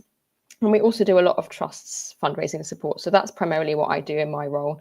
I help organizations with grant writing, with packaging their projects, with prospect research, with forming content and cases for support, and helping them to essentially achieve more funding from trusts and foundations and work towards sustainability. So just an overview of how we're going to spend the next hour. Now, I think you've had a bit of time with Wanu to be in different breakout rooms and discuss. Unfortunately, you're going to have to spend the next 50 minutes or so just listening to me, but I'm hoping to make it as fun and engaging as possible by including quite a few pizza analogies, some puns, and a few quips about some frustrating funding practices that are out there. And I'm sure we've all come across a good few frustrating funding practices if you've been in fundraising for a while. So for the sort of first 5 minutes or so, we'll look at preparing your approach. So once you've found a funder that you want to apply to, how do you set up to continue, and how do you set up to then approach that funder if they've got an open grant round? And we'll then spend the majority of the time looking at the anatomy of a strong case for support and the anatomy of a strong funding proposal. So that will be digging into depth into what a good proposal looks like in terms of content and your writing skills, and actually what information to include. I'll then provide you with some top tips on completing application forms. And then we'll spend a little bit of time looking at grant reporting and how that can also follow on from a strong case for support and a strong funding proposal. And a little bit about record keeping as well, because good record keeping is also good stewardship. And you've probably been thinking about that a little bit with Wanu as well. And of course, we can't end any talk about grant writing in 2025 without mentioning AI, because that is the big hot topic at the moment. And so we're going to spend a little bit of time thinking about AI and what the funders are saying with AI and using that in a grant writing setting. So then Wanu will be back with me and we'll join together for some Q&A at the end. So I hope that sounds okay. I hope you've all had a good lunch or a snack or something, because there will be pizza analogies, but I've got to keep you entertained somehow, because otherwise you're just listening to my voice. But hopefully it will be plenty of information to digest and to provide value to you. Okay, without further ado. So you found a funder that you want to apply to. How do you go about applying to that funder? So firstly, you want to do your initial background checks. So you've been doing a lot of work with Wanu this morning about prospecting and stewarding your fund as well, and actually looking at what are these funders wanting and what are their needs, what are their criteria, do we match? And so actually you want to double check your research. You want to make sure that actually the funder is still funding the same thing that you initially researched them for, because actually in the current climate, you may have noticed that a lot of trusts and foundations are changing their criteria, they are pausing to applications, they are re-strategizing. Some of them have the luxury of being able to have a whole year off grant making and actually re-strategize and take that time to think, a luxury that we often can't afford as service delivering charities. And so you want to double check that and make sure that you do still match and it is still a good prospect. Check internal records. Is nothing worse than potentially applying to a funder that someone else in your organization has already sent an application for 3 months before. You don't want to be doubling up, causing confusion. So check any correspondence that's been had, any reporting deadlines that may or may not have been met within your organization for that funder. And check for potential connections with your trustees as well. You never know, one of your trustees could be a neighbor of one of the trustees of the funder. And so actually you just want to make sure that there isn't already a connection within your organization, and that you can go in fully confident knowing that you have all the information that you need about them. And actually do take any opportunity that you can to speak to a funder. I had an incident recently with a client who reached out to a funder to ask when their next deadlines are, because there weren't any deadlines published on the website or in their records or anything like that. And it happened to be in a couple of weeks' time. And so we were able to get an application in really quickly because we'd spoken to them on the phone and actually reached out and got that information. And if there is in the information that they're not presenting, I think we often find when we're looking in our prospect research, we're looking at sets of accounts on the Charity Commission, for example. A lot of them don't give a lot of that information away. They may say we're meeting 3 times a year, or they may say that we fund quite general things. But actually speaking to them on the phone, sending an email directly can actually save you a lot of time and give you some valuable insight that others might not know. So, is that okay? So here's where my talk about pizza is going to come in, because I like to think of planning a grant application a bit like creating a pizza or making a pizza from scratch. And so whenever you're creating a recipe or following a recipe, you want to make sure that you've read the recipe and you've got enough time and you're planning ahead to be able to achieve it in the time that you've got and actually when you're going to need to eat by. And so you want to make sure that you've actually got a clear head on when you'll need funding for the specific project, and actually have you planned in enough dough raising time. So a lot of people aren't necessarily aware when they first approach trusts and foundations or start in their fundraising that it can take up to six months, sometimes longer, for a trust to actually read your application, process it, and deliver that funding if you're successful. And so you really don't want to be in a case where you're panic applying for things last minute, but actually you haven't planned ahead to factor in that time you're going to need to raise the funds. And I'm sure that's been covered by Wanu, and you've been thinking about that in your strategy. Actually, how much lead time do we need before we approach this funder? We need to be applying for funding up to a year in advance, or sometimes longer. So that's your dough raising time. And you then want to identify the funder's key criteria, priorities, themes, and that you align with them. So what specifically within their key criteria do you align with? Are you really, really clear on how you're going to help them meet their needs as well? Because funders all have their own criteria that they want to achieve things just like we do in our organizations. And so how are we going to best be able to meet those? So be clear on how you're going to apply for the application for the funding. Is it an application form? Is it a written proposal? Is it a cover letter that you need to include? What other supporting materials do you need to include in that application? So a lot of funders these days are asking for safeguarding policies, for accounts, for various different kinds of supporting materials that you might need to provide evidence of. A bank account I've had to do recently. And so, yeah, double check that you've got all of those and that you've got them somewhere, or if you have to rely on another member of your team to provide that supporting material, that you've got easy access to that. So it sounds really obvious, but identify the application deadline and any key internal milestones you might need to set as a result of that. So if you're a one-man band applying for funding for your organization and it's just you, that's really hard going, so kudos to you. But if you've got multiple people in your organization that need to sign off, to draft, to review, to see things before they go, make sure you've set yourself manageable deadlines within the time frame so that you can get it submitted in time, but you're not rushing towards the end. You're not trying to buy people's time really kind of trumping, right at the end. So if you've got multiple people, or if you're trying to get information from other people within your organization, that you've got sufficient time to do that. And it's really important to identify any likely challenges that you might come across. So if there are any issues in your reserves policy, for example, any issues in your finances that you might need to say up front within your application, or anything potentially that could become a blocker within the practicalities of delivering your project, then to identify that and to work together on how to actually work around that when you're applying for funding. So next stage, after you've read your recipe and you've planned ahead, is to gather your ingredients. And so at Lime Green Consulting, we are big fans of producing cases for support. And a case for support is, I think, often a term that's used in the sector and in fundraising, but it can be used in different ways. So some people will use it to define something that we would send to a funder. And actually at Lime Green Consulting, we define a case for support as being something that is in-house for your organization. So it's a document that you use internally, and it's a bit like having a cupboard of key dry ingredients at home. So you've got this bank of ingredients that you can use and readily rely on. And so a case for support just contains all of the information that you need to describe your work in your own words and in your own terms.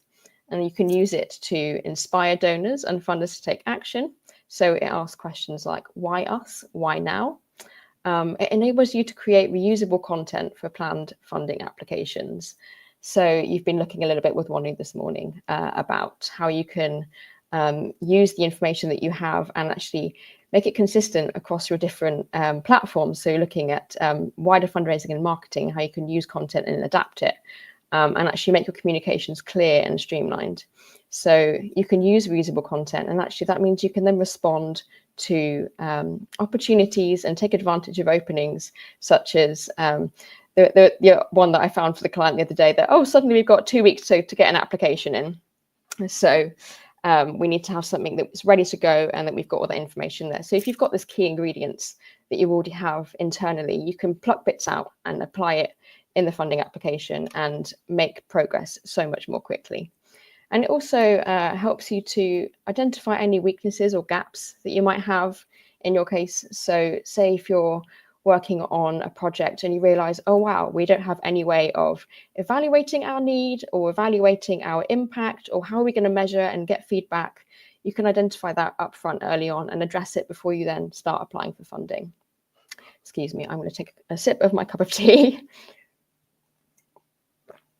So a good case for support, what does it look like? So it explains the problem that you're trying to fix and what you're doing in response to that problem. So as charities, we exist to solve a problem. We're not just there just having a good time. We are there to solve an issue in society that exists, and we have a response to that. So it explains what you're doing to solve that problem. it also explains why you are the best organisation to do it. And it emphasises this by looking at your credibility, your integrity, your achievements, what else exists in that wider fundraising landscape in your local area or nationally. How are you meeting that gap, and actually why are you meeting that gap in the best way? And who's been involved in making that decision? Who's informing how you're responding to that need? It provides powerful stories, anecdotes, and statistics. So it helps you to back up your work with real life stories, with people who've experienced and benefited from your work, but also national data, local data that can be provided from secondhand parties, demographics, all sorts of things like that. So it brings it all together and provides evidence. And it also enables you to have a bit of a fresh view on any kind of objections or concerns that funders might have. So if you're finding that when you're applying for funding in different places, that you're getting the same kinds of questions about your work or about something that they misunderstand, or an element of your work that doesn't quite make sense, or you're just getting different questions that you hadn't necessarily expected you'd be getting, try and anticipate those early on and have a way of explaining them that enables funders just to know that straight away. It doesn't require them to come back to you asking questions. So if something isn't quite clear about how you're delivering a project, how you are meeting beneficiaries, how you're using impact to then inform what you're then doing in your organization. If you've ever had these kind of questions or clarification needs, this is a really good way of being able to identify that early on and subtly work that into your language so that you can then address them straight away without having to go back and forth. So compiling your case for support. So at Lime Green, we like doing workshops with organizations. We like getting people in a room and using it as a big brain dump and a brainstorm, so we can identify all of the things that we need to go in that cupboard, that bank of ingredients that we're going to rely upon again and again. So a case for support needs to include the need. So some questions that might be able to help you brainstorm what goes into that section is, what is the current reality like for the people or communities that we're helping? So what is life like for them, and actually how can we back that up with evidence? And situating that work within the wider landscape as well. Why is there a specific need for what we do?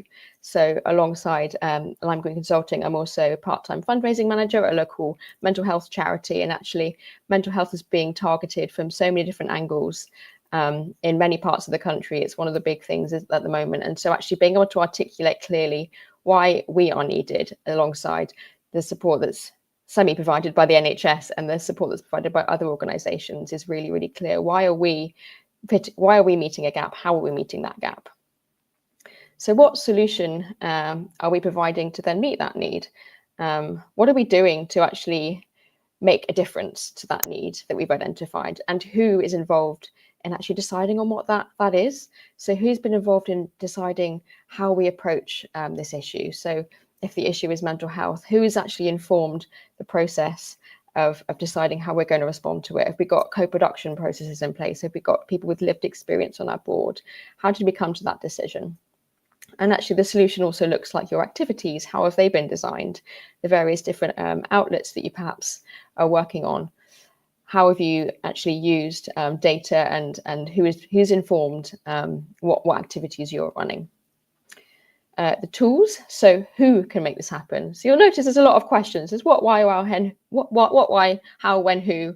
And so these are really, really great questions to be asking. So who makes this happen? Who are the people that are in your organization that drives this, that makes them great?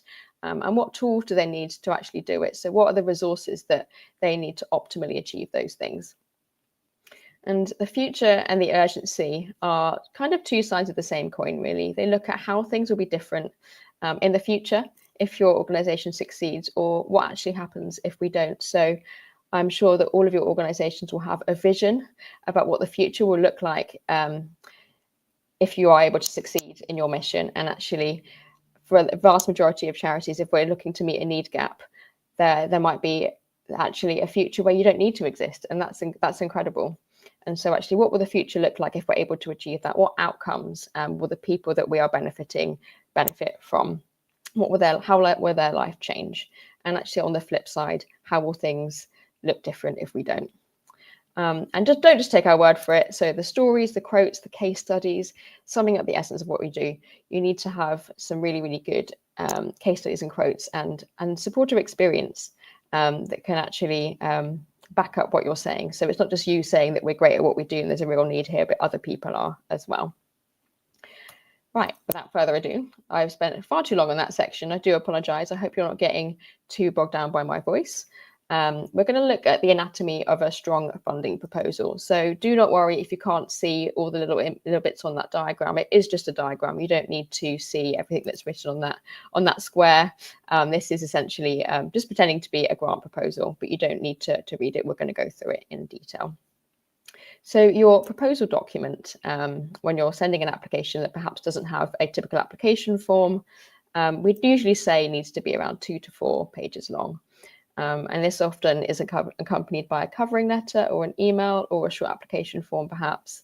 And it basically sets out what is in your case of support, but tailors it to the funder. And so it's really, really important that when you're using your case of support to fill in a funding application or to create a proposal, that you are tailoring it to that funder in question. So familiarize yourself with what they want to see in an application. Some of them have specific preferences for number of pages, for font size even. Some of them are really, really particular about whether they want images or not, margin size. Not all of them are. A lot of them are very, very open about how long your proposal needs to be, but we typically say no more than 4 pages because funders are oversubscribed and completely just inundated at the moment. So actually, if you can keep it condensed, that will be in your favor. And as a waffler and as somebody that writes far too longer things sometimes, I definitely understand how hard it is if you're excited about something that you're writing about to keep it within that. But being brutal and cutthroat when you're cutting it into maximum 4 pages is so important. So at the top of your funding proposal, so this obviously looks like 1 page, but we're going to say it's 2 to 4 pages. So this diagram is going to sort of go through in piece by piece what a good funding proposal should look like. So probably goes without saying, but your organization logo and registered charity number at the top is really, really key. Make it clear who you are. And then something that I like to call the TLDR box, or the too long don't read box. So this is a summary of actually what are you asking? What is it that you want to do? Where are you? When? How much? So and so what? So what's the evidence? So what's the point of this? So for example, your organisation name is seeking a grant of X amount of pounds from the Pizza Party Foundation. We're going to keep that pizza theme strong. With running a 10-week-long pizza making and cooking skills course for a total of 150 young care leavers in Bristol. These courses will prepare these young people for independent living by equipping them with the knowledge and practical skills for cooking nutritious and affordable meals.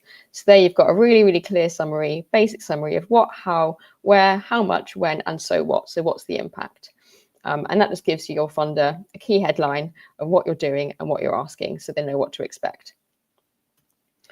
Next, we're going to have a clear summary of your organisation. So establish those things that make you really good at what you do and who you are. Why are you best placed to succeed? So anything you can mention early on about your expertise, your track record, any awards you've perhaps received, any lived experience or user-led experience that you have within your organisation is really, really key. Kind of sell yourself and your organisation at the top. Include an image if the funder's okay with that. It's always really nice to have something visual. Funders are human at the end of the day, so just having a blank screen, a piece of paper with lots and lots of words on it and no breaks is going to bore them, and they're not going to be able to grab it and to visualize it. Include all acronyms in full, so define them all in full when you first use them. You don't want to assume that everyone understands even common acronyms. So special educational needs, for example, SEN is a really commonly used one, but actually not every funder is going to be aware of it and not everyone is aware of it. So don't assume. And if your organization as well is used by an acronym, is always commonly known by an acronym, still define it in full first before you then go to shortening it to the acronym. And it's really important that it's not a long-winded history lesson, this summary. So I've seen a lot of grant proposals where they talk about, so our organization was founded in 2004, and actually a lot of funders don't really care. And it sounds terrible because they just want to get to the nitty-gritty of what you're trying to ask and actually what you're going to do for them and how you're going to achieve it. So keep it really brief. Your founding year is okay if it actually means something, but I've often found when working in organizations that we often care more about our organizational birthday than the funders do. And so unless there's a specific reason to mention a lot of history, keep it really short and snappy and to the point. So the needs section. So you'll be pulling this from your case for support and conveying the problem you exist to solve. So backing this up with third-party evidence and statistics. If you've got your own consultation data, your first-hand data, that's really, really key. If you've got service users that are informing what you're doing, or if you've gone out and done a community survey, for example, that is really, really helpful to include. And the case studies, quotes, and endorsements that you may have collected as well. And you can keep collecting those as you continue to add this to a bank when you're using your case for support. So kicks and key ones, I would say in this section, make sure you're matching to the funder what they're trying to achieve. So if they're trying to achieve specific objectives, if you've got case studies that really identify and explicitly say and explicitly demonstrate that you are meeting those objectives, those are really, really key. So it's being strategic in that. Using bullet points, infographics, tables, even bits and pieces that break up the text. Again, funders are human, and so don't make them work too hard trying to find the information that they need, because they probably won't. They, as I've said, they are being inundated with applications at the moment, and so anything that can make it easy for them to find the information that they're looking for is going to help. If they have to search for it, they're probably just going to toss the application to the side. If they've got another one next to them that's clearly outlining, and they've got really, really key, easy to use bullets, information, tables, pie charts. I love a pie chart. So use all of that if you can. So the next section, as with the case for support, is what you propose to do about that problem. So this is where you specify what activities you do. So what are your activities, your outputs? There's often some confusion between outputs and outcomes. I like to think of it as output is what you're putting out, and outcome is what comes about as a result of what you have done. So specify really, really clearly what your activities are. Don't be vague about it. Say when, how often, who runs them. And again, use bullet points or a table to make it clear, make it really, really easy to follow. And be wary of using jargon and ways of phrasing things that you've become really familiar with. I think it's often really, if you're working in an organization, you can become really, really familiar with describing the things that you do in a way that perhaps makes sense to all of you in your organization, but doesn't make sense outside of an organization. Or it could just be a bit vague. And so be really, really clear. What is that, I'm trying to think of an example off the top of my head now. What is that Respect Club? I used to go to a club called Respect when I was a youth, and actually we all knew what Respect meant internally, but Respect was just a youth club, and it was the name of the youth club. And actually, I think we can become really reliant on using these words that we haven't necessarily shared with outsiders. So be really, really clear. And a lot of this sounds obvious, but when you're meeting and trying to meet deadlines, it can just sometimes slip your mind. So next, we are going to include a case study or a quote kind of popping out.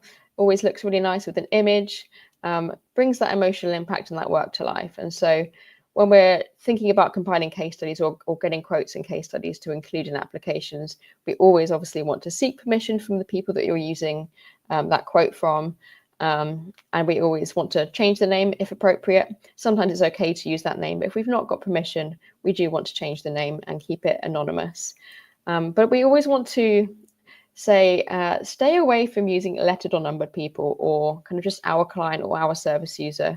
I've often found there's nothing more dehumanizing than reading a case study that just says our client experienced this or our person experienced this, or just a letter or a name initial is very depersonalized. So even Kay went to our center.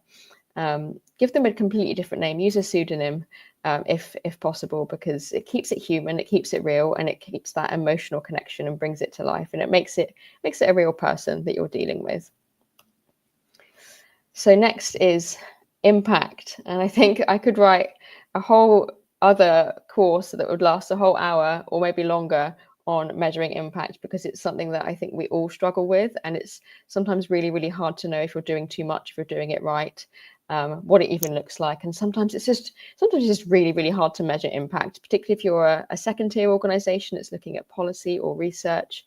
It's really, really hard to actually communicate that. And my pet hate is going to funding applications where they just make you put in numbers of how many people that you've impacted, but actually it's really, really hard to contextualize that.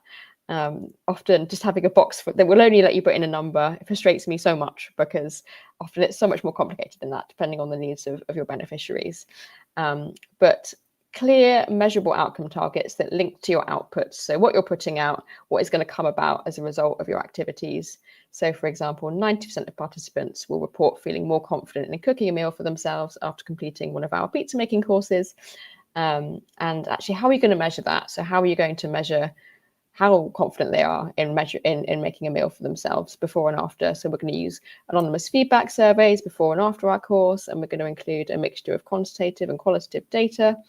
And if you really do struggle to look at your impact and to set that and to kind of foresee that, think in terms of short, medium, and long term. So actually, immediately, what do we want to see? What change do we want to see in our beneficiaries as a result of what we're doing? And then on a medium term, actually, how will that then impact them longer? So these young care leavers, these teens who are now able to cook meals for themselves, will be able to budget properly. They'll be able to have better quality of life. They'll be able to have better nutrition. They'll feel more confident, and actually long term, that kind of sets them up into a much better way of living, healthy lifestyle, etc., etc. And so sometimes it's really, really hard to foresee these long-term outcomes, but if you can sort of think about it in that sort of onion structure, that layer moving outwards, short, medium, long term, that can be really helpful. And we do have a blog on this. It should be in your delegate bag. You have a copy of these slides, and you also have a copy of a list of different resources. And we have a blog on this about sensitive impact measurement in tricky circumstances, because sometimes it just isn't very easy.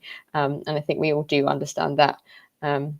But there are ways and means of doing it, and you've probably got a lot more data than you think that you have. So do be encouraged by that. There's probably more that you're doing. If you really do struggle to measure your impact, there's probably more that you've got than you realize.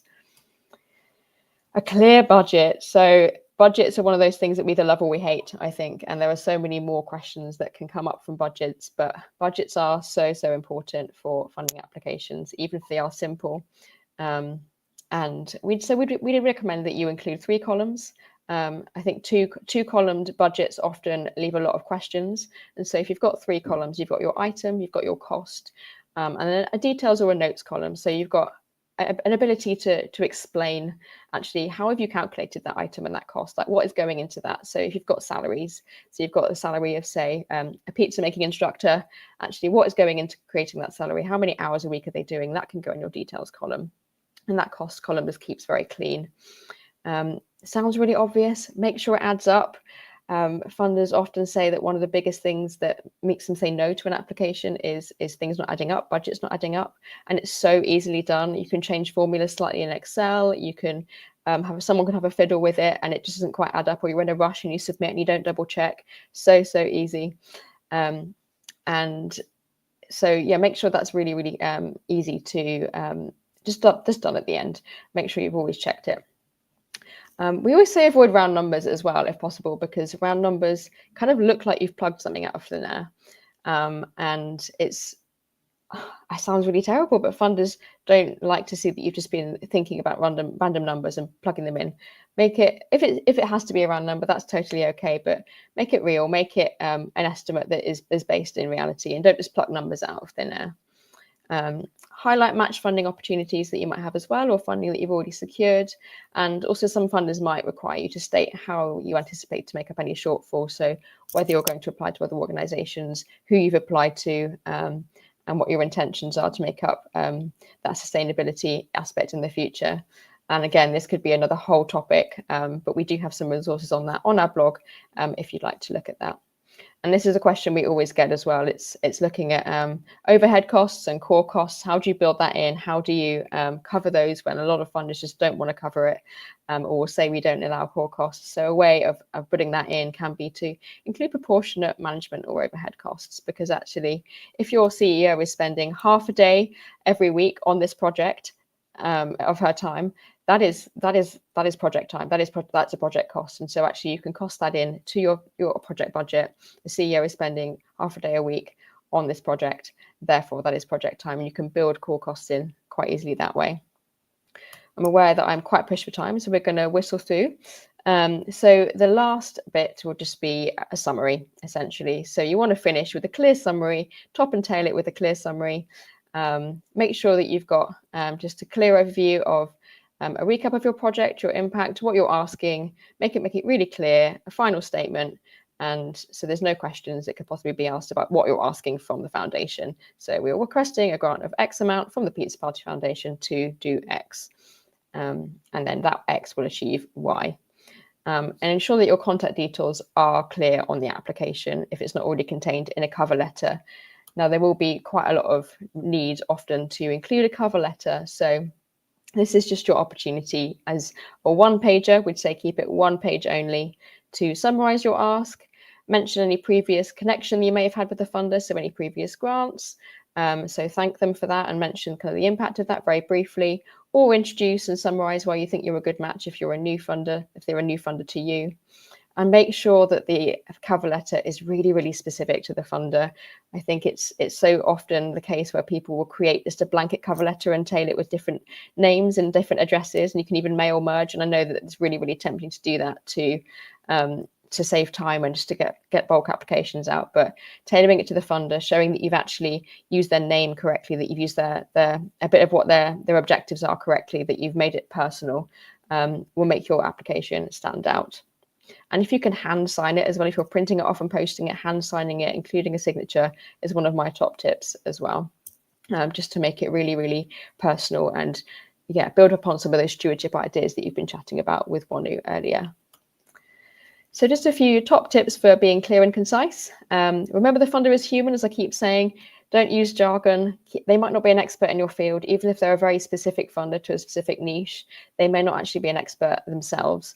And remember, it's being read by humans. So explain anything that could cause confusion. And in a similar vein, don't be afraid to use bullet points, short statements, infographics. Remember, they are short for time as well. And so they're going to be reading it and they're going to want to get this information out quickly. They're going to be wanting to find that information and use it to inform their decision. So don't make it harder for them. Avoid empty and redundant words and sentences. So you will be surprised how many grant applications I read from clients and others that say our charity is unique or the name of the charity is unique. Now, I can assure you that your application that says that will be on a pile of about 50 other applications that are also saying they're unique. So if you think your charity is unique or you believe it is, show your funder how you're unique. What is it you're doing that is unique? Don't just say it, actually specify what that is. So be really clear and evidence what you're doing. Watch out for repetition. This is something that I find in myself as well when I'm reading through applications that I've drafted. Often I've used the word support about 4 times in 3 sentences. So clearly kind of making sure you're not repeating yourself. Actually, how does each word add value? How does each sentence add value? And mirroring the funder's language where possible is a really good psychological tip, actually, as well, and how to engage that funder and to show that you're meeting their criteria. Now, don't just quote their criteria back at them, but actually make sure that you're using their language, if appropriate, to show what you're doing is actually meeting their criteria. And always ask someone to be a second pair of eyes. The number of times that I think we can all say that we've read something back to ourselves and we just don't spot errors after some time, or we've been staring at an application or a proposal for a long time. We just don't spot these things. So get someone to be your second pair of eyes and to point and proofread for you, whether that's someone external to your organization or internal. Sometimes external can be really helpful because they'll provide an extra bit of clarity as an outside perspective. I'm just going to take a sip if that's okay. Right. So top tips for navigating tricky application forms. So application forms are kind of often a way that people can slip up on because they think, right, I'm just going to go and use it as my own opportunity to say everything I want to say. So remember that it's like a school exam. You want to answer the question. You want to make sure that you're actually giving the funder what they're asking for. So we'd always recommend drafting answers initially separately on a document and putting them out in full. Just don't look at the word count initially. Work on a separate document and then come back with a red pen. Come back and cut down what you've done. So fully argue what you want to say. Justify then every word once you've come back with that red pen. How does this contribute to my argument? How does this add value?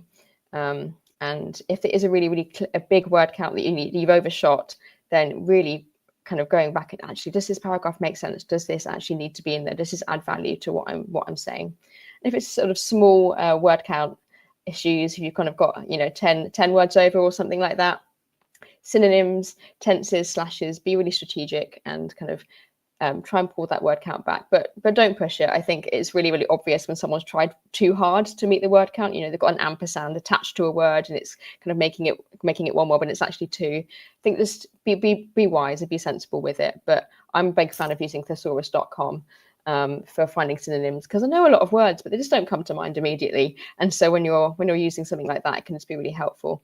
Words like key instead of important. Key is a lot shorter than important if you've got a character count hack, that sort of thing. Okay, so we're now going to move on to reporting and cultivating and record keeping. So we're just going to spend a little bit of time looking at what you then do once you've submitted an application or written to a funder and made that communication, actually how are you then internally managing that information. Good record keeping is good donor stewardship, because there is nothing worse than contacting a funder that has been insulted by the previous fundraiser or has had a relationship with someone else in the organization and you've not managed to kind of keep that information in one place. Or if you go and ask a funder for funds when you've not given them their report back, it's so important to make sure you've got this in-house and that you're doing this well, and your later selves will thank you massively if you do. So organizational skills and attention to detail are essential. So for every application that you submit, make sure you record down any correspondence that you've had with the funder. If it's previous to the application, during the application, post-application, be really specific as well. So who, what, when had this correspondence. Note down how much you applied for, and actually this might be different from what you actually receive in the end. So how much funding did you receive? If you applied for 10,000 and you only received 5, note that down. What project or funding did you apply for? Sorry. How you applied and where a copy of that application is stored internally, and when to expect a decision from that. So if the funder doesn't give you an estimate, we suggest saying about 6 months benchmark. So that is often a lot longer than people expect. So 6 months until you might be able to hear back. And actually make sure you note down as well whether unsuccessful applicants are contacted, because a lot of funders are just volunteers themselves and may not be contacting applications that are unsuccessful. So if you don't hear back at all, don't just keep them on your pipeline. Make sure you kind of work out when to call it a day and say that it's unsuccessful. Once a decision has been made on your application, you should also then come back to your timeline and record what the outcome was and when. So if it was successful, how much you received, any reporting requirements you might need and the time frame on those. So any conditions attached to the grant, so anything you need to fulfill as a result of that funding, and any correspondence that was made, any thanking that was done. So if you were unsuccessful as well, this is where some more pizza references are going to come back in. You want to note down any specific feedback you receive. So if the funder says, I'm sorry, but we don't fund organizations that like pineapple on their pizza, note that down, because there's no point trying to disguise what you're doing as not having pineapple when you definitely have pineapple. I think it's really obvious when organizations are trying to shoehorn their projects into a funding criteria that they don't meet. And that's often the case because we've not done our prospect research well. We're really desperate for funding. We're trying to say, yeah, we are doing this, but you're just a pineapple in disguise. So write down any feedback you receive and actually then make a decision and write down whether and when you can reapply. If they invite you to reapply again next year, often it's 12 months, sometimes it's shorter, but often it's about 12 months. Write that down. But if they suggest that you don't reapply, or if you've applied to this funder for about 3 times in a row and you've been unsuccessful, I have heard cases where people have been successful on the 6th attempt, and that is definitely Shawshank Redemption vibes, I think. But call it, make a wisdom call and write that down in where you're storing this information. So this is some general record tips as well, record keeping tips. So a CRM, a lot of us will be using CRMs. We've got a bigger organization, but if you're a smaller organization, this can be costly. So If you're not using a database like that, a well-maintained spreadsheet is absolutely fine, but keep it well-maintained. Make sure everybody is using the same conventions for record keeping, and keeping it consistent and keeping it tidy as well. So getting rid of old things, getting rid of subfolders that aren't needed anymore, labeling things clearly, naming files correctly, dating files, that sort of thing. And scan or storing hard copies of any correspondence that you've made as well to make it easy to find. And saving copies of things that are downloaded, saving copies of emails if they're important, but then archiving them when they're no longer important is really, really key. And update your records to notify any changes to funders that you discover as well. So we're obviously noticing lots of closures, priority changes, pauses at the moment. And so anything you discover, if the funder is now closed to certain applications, have changed their criteria, you're no longer eligible, note this down. Don't make it harder for people coming into your organization later. Don't make it harder for other fundraisers in your team to do the same work. Don't double up. It may seem really laborious to put all these things in writing, but actually you will thank yourselves later, and your beneficiaries and your staff and volunteers will be as well. So anatomy of a grant report. I think I'm going to skip this over because I know we are quite short of time, but this will be in your delegate pack. So this is essentially just a whistle-stop tour of what a grant report should look like. And so you can come back to that, and hopefully it should be really, really self-explanatory, having gone through the anatomy of a funding proposal. So we are going to look a little bit in the last 5 minutes at using AI in applications. So this is the talk of the town at the moment, isn't it? So what are the funders saying about using AI? Now, I think AI can be such a powerful tool. It can really, really save us time. And I think a lot of us have been dabbling with it, I'm sure. I'm not alone in saying that I have been dabbling with it. I am a grant writer, and I would hate to see AI take my job. But I think it can be such a powerful tool, particularly for small charities using applications. But actually, what are the funders saying about this? So 3 quite major funders have made statements on this recently, and these are linked in your, so you've got a copy of this PowerPoint. These images are linked to the full statement. So I would recommend going to have a look at each of these statements because they are slightly different. And they have all said something about using AI.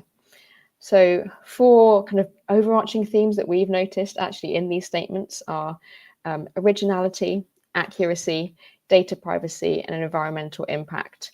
So originality, I think the Paul Hamlin Foundation is a lot clearer on, actually they are seeing a lot of applications look really, really similar because they're all being used, they're using AI, and a lot of organizations aren't specific enough in their application about what makes them different, what they're actually doing, because AI is creating this kind of mediocre level copy that is explaining very, very vaguely what they're doing. Accuracy. We can't always trust AI is getting data from the right places, or if it's even creating data that doesn't exist. That is a problem. So do be aware of that. Data privacy as well. If we're uploading information or putting information into ChatGPT or into Gemini, it is going to be using that to learn from, and it could be going into the open public domain. So being aware of that as well. And something that not all organizations are aware of is the environmental impact. And I think if you're an organization that is into the environment, if your mission is environmentally focused, you might be more aware of this. But the environmental impact of what it takes to actually run these big machine learning models is enormous. I think I read the other day that it was 0.5 litre per 100 words of water that is needed to cool their systems when you're using that. So just be aware of that. And that's something that I'm gonna leave there, and actually I think is something for your organization to consider what your view is on that. So the bottom line is that it could be a huge time and resource saver for stretched fundraisers, but use it really cautiously. And I think caution is the key word here, because there are risks. It can be really, really helpful, but these 4 themes that are risks are noticeable. And do go and read those statements from those 3 major funders, because they are really quite interesting to see the variety. Actually, they all come out with quite similar things, but Paul Hamlin, I would say, is a little bit more negative than the National Lottery. The National Lottery seems quite positive, and just, it says apply it with caution. So that brings us to the end of my session. So just a little bit about Lime Green's fundraising support. So we don't use AI to write bids, we write them for you. So we can help fundraising organizations with one-off or ongoing applications. We can help and provide feedback and review your applications or your drafts. We can do prospect research for you and identify potential funders. And we can help you with case for support development and template application content as well. So we can do those workshops with you and help you gather that information, your keyboard of ingredients. Oh, my presentation has disappeared. I don't know what's happening there, but thank you. I think that's the end. Nikki's very aware of the time. I'm 1 minute to 3, so there we go. That was a whistle-stop tour of grant writing, but I will hand over now. Thank you, Rachel, and thank you, other Rachel, as well, for making our event accessible to today. So massively appreciate everyone for joining us for today's very first Accelerator. We have had quite a lot of questions. One who has been going through and just editing those for me to take off ones that have already been covered. But there was 3 standout ones that kept repeating, which I will cover for both of you now. So one who I'm just going to give you a heads up that I'm going to bring you back on stage, Pet. Yep. Cool. Thank you. I didn't want to just bring you on and you were like, oh, you were like doing something else. Thank you. So for anyone who has had questions or is keen to continue learning more about this, please do take advantage of that free month of Fundraising Everywhere membership, which you can claim by clicking that Get Your Free Trial button at the top of the screen, because you will get instant access to all of the sessions that we've hosted in our previous grants fundraising conferences. So you can actually go in and watch them straight away. And the sessions on there around equity, sustainability, relationships, stakeholder management, so get stuck into that straight away. There's no obligation for you to stay on as a member, but obviously we would love you to, because there's tons more awesome stuff happening through the year, including our Support Experience Conference, which you can check out last year's one as well. And digital conference and loads of things around AI and relationship management. So just a little plug for that one. But Wanu and Rachel, it's been so fantastic, and the ability. This is the first kind of event where we've actually covered something from start to finish, and it has been really lovely to go on that journey. While I ask a couple of questions to you, for the attendees, the button underneath the Ask Your Questions. Can you go ahead and click that now? Because I've just asked you, following Wanu and Rachel's session, I would love to hear how you now feel about grant fundraising, because I asked you at the top of the session how you were feeling, and we got some words through. So please do press that button there, ask your questions in the poll section, and in 3 words or less, please tell me how you are feeling now. And while you're doing that, I'm going to ask some questions to the 2 of you. The first one, where have they gone? There it is. Okay, so the one that got upvoted the most, I just did a kenning there, put the 2 together, upvoted the most was, what is a realistic success rate for trusts fundraisers to aim for? I'd actually love both of your perspectives on that one. Rachel, juicy. Yeah, that's juicy. Wow, that's a juicy one. Oh, wow. I don't know, Rachel, do you want to go first? Oh, how long's a piece of string? So I'm generally saying 10% at the moment, but that's a grand estimate. I read a funder the other day that's saying that they are awarding to 2% of their applications. So that just says quite a lot. And I think it depends on how you're measuring success, whether you're measuring it internally based on number of applications, the amount of funding you're applying for, or whether you're looking at a specific funder, what their success rate is. But generally, when you're looking at a funder that's open about how much funding they are giving out in comparison to organizations that are applying, it's around 10%. But that's often 10% of eligible applications. So that's another key thing to bear in mind, making sure that you're eligible. What does Wanu think? Yeah, that completely what Rachel said. I think specifically, it's really important to think about what defines success for your organization. As you said, Rachel, I think that's really, really important. For me, I think it'd be so good to end the year knowing that hopefully you've secured renewals for your current grants, and also maybe try to have maybe you just have a target of at least 2 new funders this year, or maybe even just 1 new funder. I'm working with a client at the moment, for example, and they're just their aim is just just to secure one new funder this year. So I think actually just kind of measuring those kind of targets for yourself for this year and making sure they're realistic, but also something that you have the resources to try and aim for. So definitely just try to identify and measure your own definitions of success. Someone in the chat there has just shared that the Peter Harrison Foundation, which is now closing due to demand, are only saying yes to 5% of their applications. Oh, wow. Yeah, it was the Worshipful Company of Information Technologists, which is a stupidly long name for a funder. They were the one with 2%, but they're an IT tech grant company. So actually, that is something that's in really high demand, and there isn't much funding available for that from trusts and foundations. So that it's all contextual, I think. Thank you both. I'm going to be a bit cheeky now, and I'm going to do a little combo question specifically for our attendees that are repping small charities, i.e. holding up the country. Yep. In a tiny staff team where grant and donor fundraising is part of the comms role, or whether they're like just, hey, you do all of this stuff.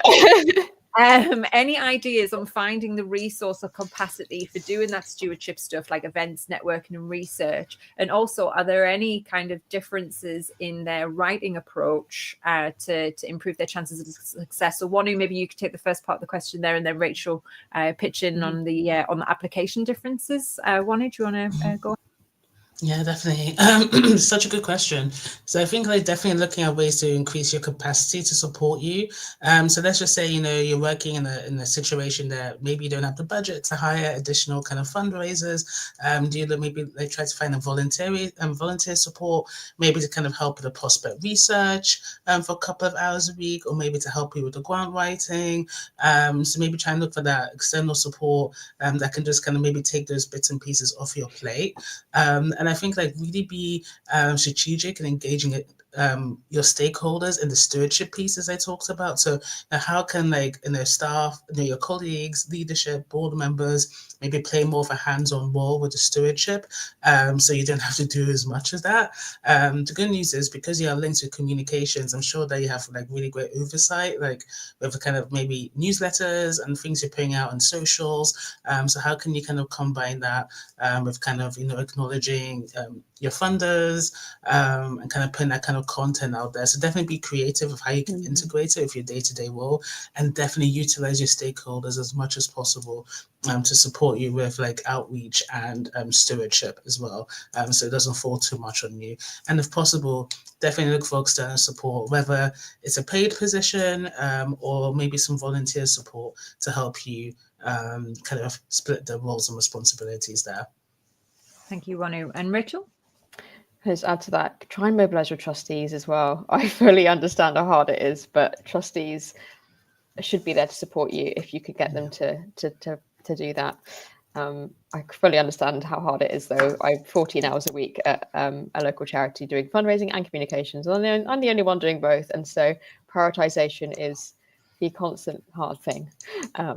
But yeah, so what was it? It was tailoring application questions. Yeah. So, for example, if you're applying for, £100,000 grant compared to one maybe for, I think they gave the example of 25,000. What differences would you do, if any, for that process for applying for those? I mean, it really depends on what the fund is asking for and what their application requirements are. It's not always consistent with funders. Some of them ask for a horrendous amount of information for £5,000, and some of them, are very, very willing to give away 60k without as much. So I think it's just making sure that you're fitting in with what they're asking for.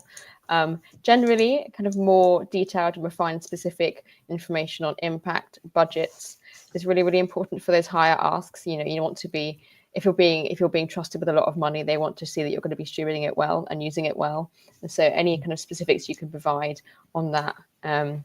Sometimes more frequent reporting and kind of promising that, or sort of giving them opportunity for that fund to come and see the work and to be involved in it can be really helpful. But actually, in terms of the ask, I mean, what's 25k to one charity is 100k to another, and actually I think it's so relative, isn't it? And funding isn't always yeah, the amount of funding isn't necessarily the issue. It's more what the fund is asking and actually what that will mean for your organisation. I mean, I know there are lots of grant programmes out there for about £500 for even small things like that, and they can ask the same kinds of questions. And so, I wouldn't say that there were huge variations in terms of the amount.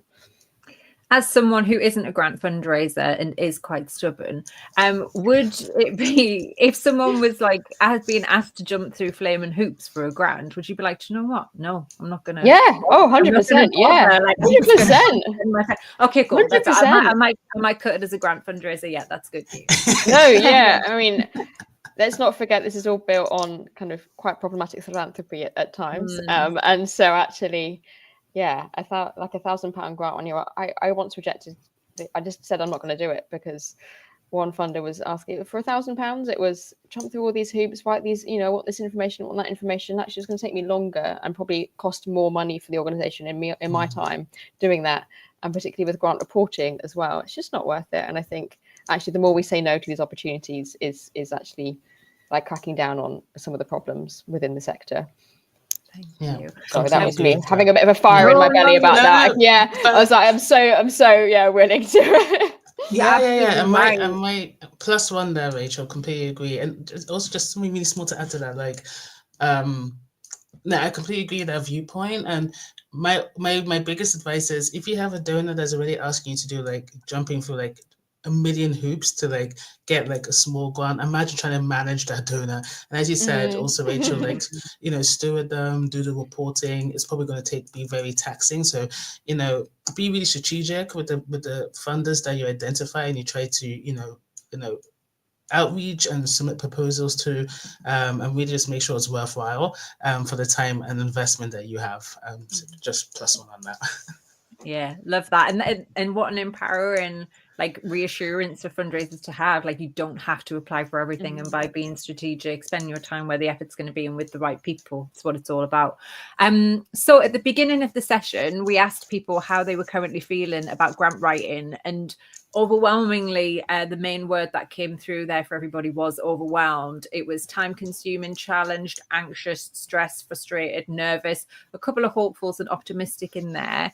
We've asked them again how they feel, and look at what you two have done, and each other, because I know there's been a lot of like attendee to attendee support here as well today. A lot of people answering questions of each other and pepping each other up, so that is lovely.